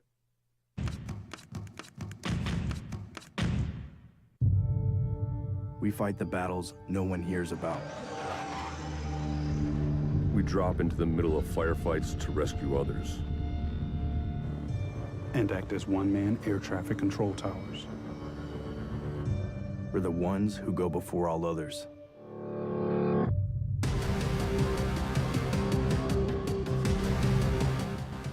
U.S. Air Force Special Warfare are proud supporters of ProView Sports. For 50 years, Clark's Pet Emporium has been your pet's favorite stop. Fish, birds, cats, dogs, reptiles, and small animals. Clark's has built a tradition of friendly, knowledgeable service focused on affordable, quality pet care products and food. Locally owned and operated with 2 convenient locations for all your pet needs, including an extensive selection of gifts for both owners and pets. 11200 Manal Northeast or 4914 Lomas Northeast. Clark's Pet Emporium is celebrating 50 years. Thank you, Albuquerque, the Pet Supply Superstore. ClarksPets.com. As a mom, I try to make the best choices for my family and our health. That's why I choose Western Sky Community Care. It's a Medicaid plan with quality health coverage and special benefits like Boys and Girls Club membership credit, additional dental benefits, and wellness and support programs. I decide which Medicaid plan is right for us. I choose Western Sky Community Care. Learn more about Western Sky Community Care by visiting discoverwesternsky.com today. Don't sacrifice quality of flavor when you're in a hurry. Golden Pride offers ribs, fried chicken, green and red chili breakfast burritos, and Frontier Cinnabons. 4 great locations, or visit us online at goldenpride@abq.com. Golden Pride Barbecue Chicken and Ribs, proud supporter of ProView Sports Network. We would like to thank the following sponsors for making this broadcast possible. Everguard Roofing and Solar. For nearly 20 years, Everguard Roofing and Solar has been working with New Mexicans to enhance their homes and businesses. For all your roofing and solar needs in New Mexico, call 505-821-9543.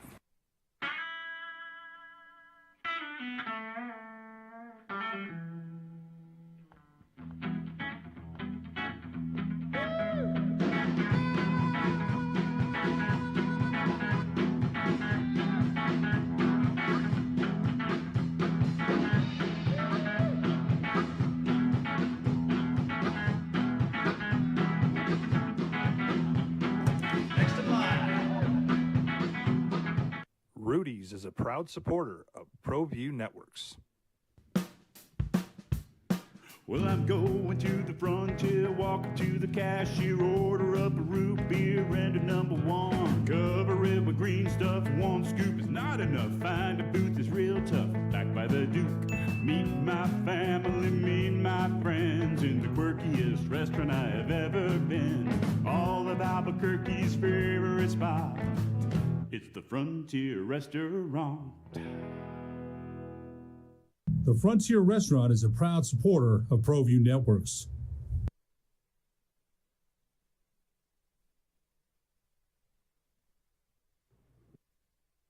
On 95.9 FM and AM 610, the Sports Animal.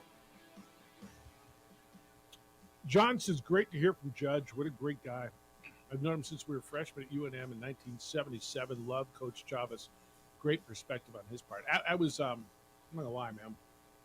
Judge Chavez is one of the best football coaches, high school football coaches we've had around here in the quarter of a century I've been here. He's terrific. And appreciate him listening to the show and calling in, and I thought the perspective was good. JJ's and Laramie, when do you guys roll out of Laradice? About an hour. All right. Be a lot warmer in Fort Collins. Go up a few degrees. A few degrees. 505-246-0610. Come on in and close out your Friday on a high note, or at least your Friday morning. Hello, Grady. The Dude Hotel Hoers of the OB and the AM. What's happening? Lots.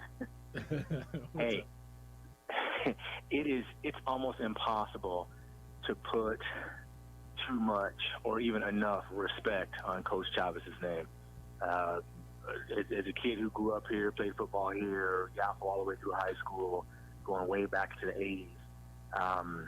Great football coach, but I tell you what, you're not put in those positions if you're not also a great developer of young men. And I mean, respect.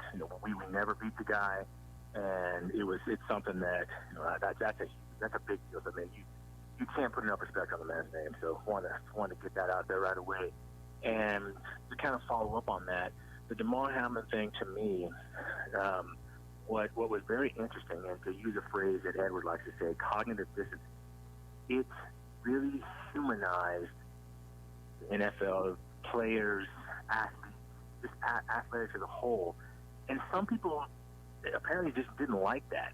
It goes against, well, they're just spoiled athletes or this or that, or they got to stand up, and all these things, all these narratives that people love to generalize about other people, and then you're forced to do someone that you talk about like that as a human being. You're forced to see these people as just men and women, and it doesn't jive. And they couldn't get back quick enough to their takes of, well, life goes on, and this and that, quickly to try to dehumanize them again. They're just cogs in a machine. They're just images on my TV to entertain me. And what that injury really did, it humanized them, and they are human. And quite frankly, it exposed some people that don't really think about them that way. So I think that's a very, very interesting thing. And Coach Chavez, again, put it in such great perspective. So definitely appreciate that. And, it's a very big deal. And I'll say another big deal, and I think Ray hit it on the head earlier, when you can hide behind a number, when you can hide behind a fake email address, anonymity is the bastion of cowards. You guys' names, faces, phone numbers, etc., are all over everything that you say. And quite frankly, that takes a measure of courage to put yourself out there and knowing that there's going to be slings and arrows coming at you. So I would just say this, we've had some disagreements on air, and some of them a little heated, but you guys have always welcomed me back. You guys have always been gracious, and some coach speak, at the end of the day, respect each other, and we're friends. So it just bothers me to no end when you guys, quote unquote, dare to say something that someone doesn't like. And, the guy pulled out, or gal, I don't know, pulled out a thesaurus and came up with the same old tired take of they don't like UNM and their attendance and how dare you stick up for them and this and that. Please.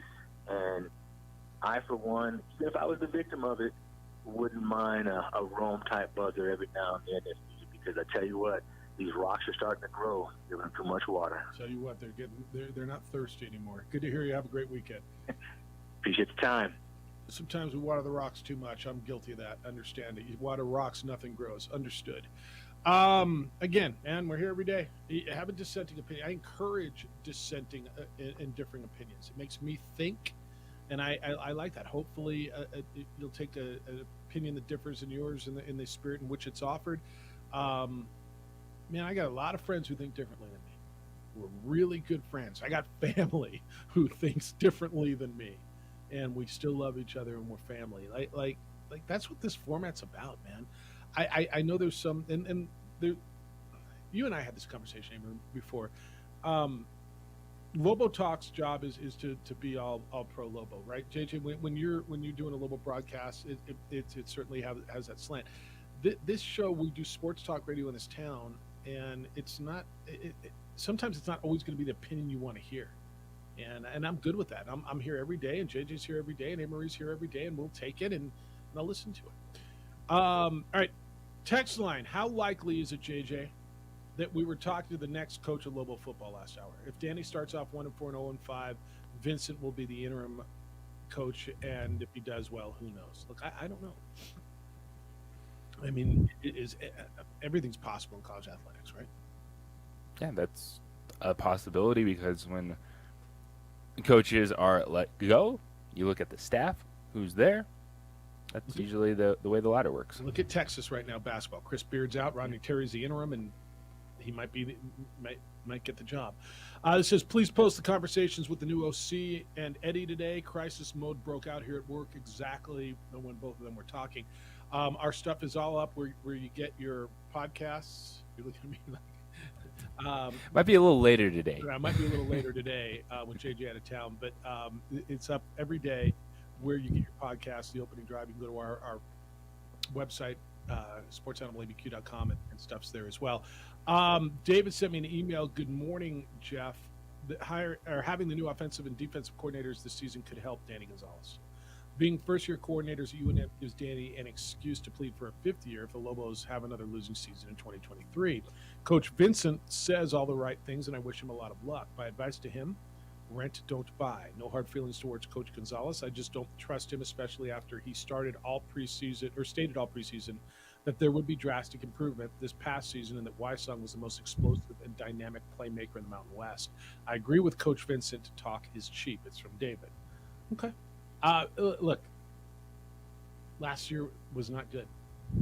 There's, right? I don't know how you sugarcoat it. They got to get better next year. 505-246-0610. We'll wrap it up when we get back. If you're there, I'm going to get to you on the opening drive on 95.9 FM and AM 610 the Sports Hub. This is Boomer Esiason with the CBS Sports Minute. The regular season. We would like to thank the following sponsors for making this broadcast possible.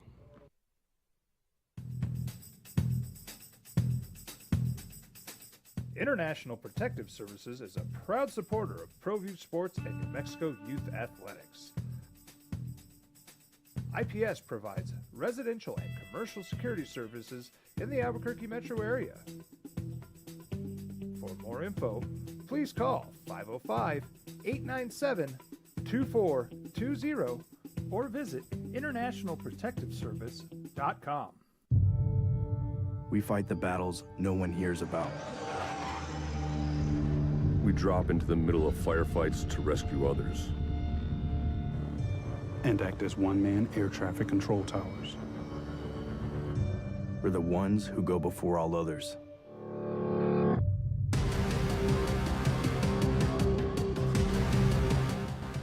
U.S. Air Force Special Warfare are proud supporters of ProView Sports. Hi everyone, my name is Master Sergeant Jacob Groves. I am an Air Force Special Warfare pararescueman. Air Force Special Warfare are proud supporters of ProView Network and New Mexico Youth Sports. Air Force Special Warfare operators are critical thinkers. They maintain a high level of fitness, they take initiative, and they don't quit. For more information on Air Force Special Warfare, contact me at the number listed below. U.S. Air Force Special Warfare are proud supporters of ProView Sports.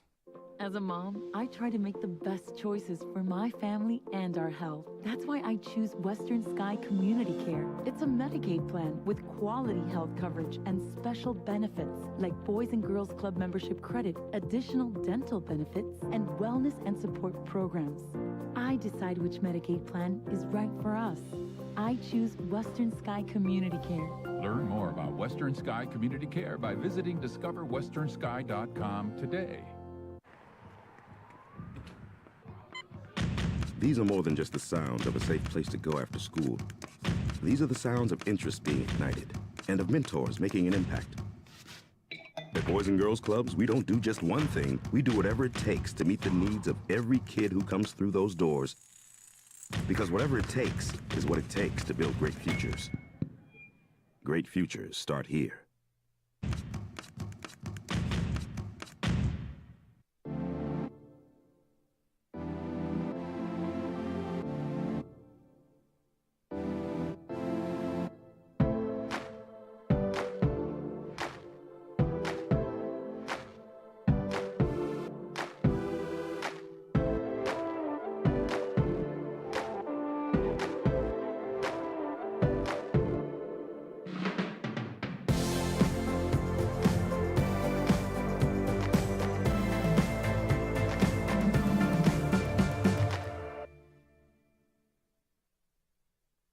We would like to thank the following sponsors for making this broadcast possible.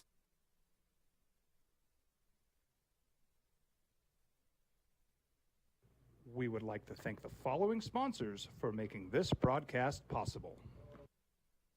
For 50 years, Clark's Pet Emporium has been your pet's favorite stop. Fish, birds, cats, dogs, reptiles, and small animals. Clark's has built a tradition of friendly, knowledgeable service focused on affordable, quality pet care products and food. Locally owned and operated with 2 convenient locations for all your pet needs, including an extensive selection of gifts for both owners and pets. 11200 Manal Northeast or 4914 Lomas Northeast. Clark's Pet Emporium is celebrating 50 years. Thank you, Albuquerque, the pet supply superstore. ClarksPets.com. 5.9 FM and AM 610. The Sports Animal. All right, taking you home into a weekend and got to hoe. Oh, why homing hoe out of the hotel. And even though JJ will be busy with women's basketball, we're going to put up the pod ASAP so you guys can listen to all the wonderful interviews. All right, will you let people know? And trolls. So how do people find all JJ. these wonderful interviews? On the internet. The opening drive. On the internet. It might be hard. That's where they find their tickets too. So, go to our website, right? It's on our website, sportsoutblabq.com. And Apple, or probably, Apple, and Spotify. wherever you get your podcasts, and it'll all be up there. It's actually really, really funny. JJ, that was great. Well, They're all on iTunes as well. So that's Apple, right? yeah. Apple. We're iTunes. cool. We're up with it. I'm the guy who turns your group text green. Patino hates You it, are. by the way. He told me to get a bleeping iPhone. It hurts his eyes. That's really funny, Jeff. I thought it was funny too. But I'm the guy who turns your text messages green. And the more people give me a hard time about it, kind of the more entrenched I get. Yeah, you dig in. You dig in. You're not going to move off it. But here's my deal. So when my kid goes, she's got an iPhone. When she goes to college, and you want that FaceTime, Jeff? Am I gonna have to? I mean, Duo's real. Like you can Duo. What are you looking at me like, what's wrong with Google Duo? I don't know what that It's FaceTime with a different name, I've always and been I an can Apple girl. Yeah, and I can do it on my damn phone. And by the way, Apple people can download Duo too. Oh, it's just another thing, and I've got to download it. Really, how many damn apps do you have on your phone? Well, I just got Too not many. FaceTime, and it's. Why don't you just conform to me? Okay. Sorry, that's a whole. That's my part of my stand-up routine. By the way, when I do it. Not that part right there, but I mean that's gonna anyway. Hello, Terry. Good Friday to all of you. Thoughts and hugs to Addie, Austin, Baloo, and all family members, especially after this week. You know, again, we have it. Monday night, I got to kind of see both sides. My son is a player coach, the emotion kind of in his eyes. But then my daughter, who was a cardiac ICU nurse at Johns Hopkins, has kind of given a play-by-play of how much better the equipment was and the reaction time. And, you know, for all those folks that we're taking care of the player on the field, you have to be kind of stoic or stone cold and just know you have a job to do, and props to them. And I'm glad the news he's improved and doing well from that. I do remember Hughes being taken off on a stretcher. I told my kids I think he was a Lion. They looked it up, said, yeah, there was a minute 2 to go in the game. I didn't know they were playing the Bears. There wasn't ESPN or anything. I do give props to them showing and not showing. I remember Hank Gathers. They showed him what happened to him 50 times, you know, and I thought we didn't need that, but that's what they did back there, just showing him convulse and fall down and pass away. So I'm glad they just didn't replay that time and time again. Now, more on a lighter side, but still not lighter. It would have been nice for the Lobos if San Francisco had held on last night to beat Gonzaga. It would have helped them. You know, they let put 90%, 99% of the game, and then in the last minute do that. So it does help teams you play. You want them to do well the rest of the year to help bump it up and all that. When Kornheiser mentioned, you know, from Ira Harge, it was Ira Harge, Mel Daniels, and those teams that really got the pit built, because those teams were pretty amazing for back then. And, you know, they did, and, you know, playing in Johnson Gym in the mid-'60s, and then we got the pit and everything like that. So fans can enjoy it, but also know there were memories and what created of that. So you guys have a wonderful weekend. Take care. Be safe. See you, Terry. Bye-bye. Yeah, I was telling you on PTI the other day, Kornheiser, And Wilbon, we're talking about New Mexico being the last undefeated, and talked about all they knew about really was the building. Although Tony did pull out the Ira Harge reference back in the day. So, hey, can I, for the record, I don't hate Mud. I don't know if that comes. I mean, I actually really like him. But Mud sent me a text. Mud says, you hate Mud because I'm an Aggie hater. I understand it goes with the territory. I'm loved by the ones that matter. Okay. None of that makes sense. It does to him, and that's really what matters. It makes Mud, sense, we love you. It We makes appreciate sense you. to those who matter. I don't think I hate. If you ask me, who do I hate? I'm not sure I got anybody. I mean, there may be people who hate me. Actually, I know there are. But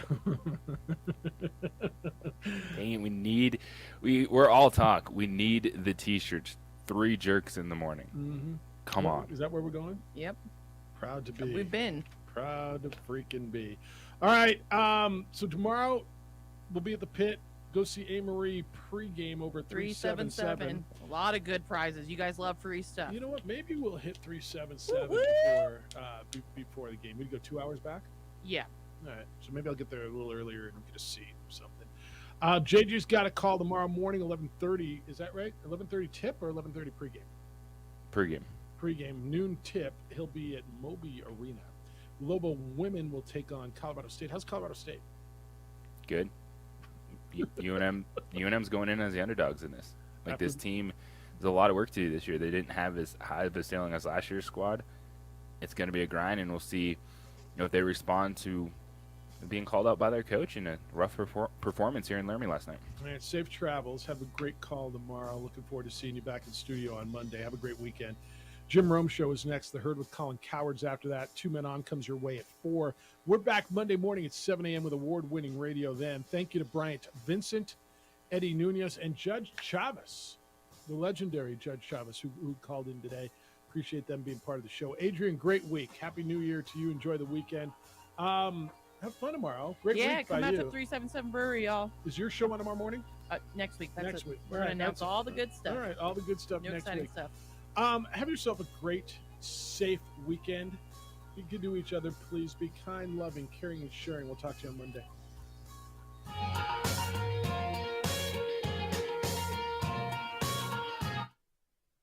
We would like to thank the following sponsors for making this broadcast possible.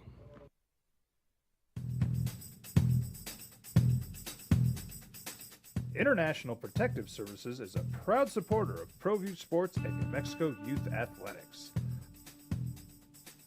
IPS provides residential and commercial security services in the Albuquerque metro area.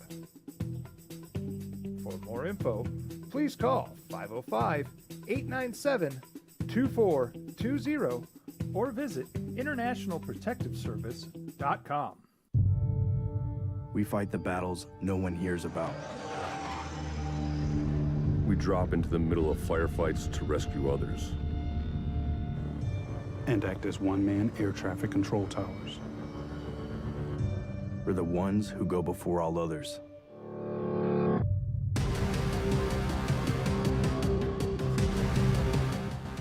U.S. Air Force Special Warfare are proud supporters of ProView Sports. As a mom, I try to make the best choices for my family and our health. That's why I choose Western Sky Community Care. It's a Medicaid plan with quality health coverage and special benefits like Boys and Girls Club membership credit, additional dental benefits, and wellness and support programs. I decide which Medicaid plan is right for us. I choose Western Sky Community Care. Learn more about Western Sky Community Care by visiting discoverwesternsky.com today. For 50 years, Clark's Pet Emporium has been your pet's favorite stop. Fish, birds, cats, dogs, reptiles, and small animals. Clark's has built a tradition of friendly, knowledgeable service focused on affordable, quality pet care products and food. Locally owned and operated with 2 convenient locations for all your pet needs, including an extensive selection of gifts for both owners and pets. 11200 Manal Northeast or 4914 Lomas Northeast. Clark's Pet Emporium is celebrating 50 years. Thank you, Albuquerque, the Pet Supply Superstore. ClarksPets.com. Hi everyone, my name is Master Sergeant Jacob Groves. I am a Air Force Special Warfare Pararescueman.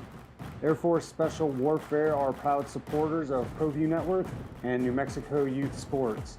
Air Force Special Warfare operators are critical thinkers. They maintain a high level of fitness, they take initiative, and they don't quit. For more information on Air Force Special Warfare, contact me at the number listed below. U.S. Air Force Special Warfare are proud supporters of ProView Sports. We fight the battles no one hears about. We drop into the middle of firefights to rescue others. And act as one-man air traffic control towers. We're the ones who go before all others.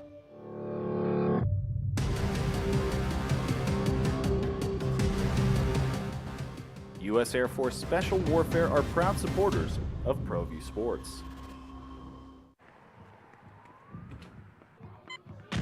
These are more than just the sounds of a safe place to go after school.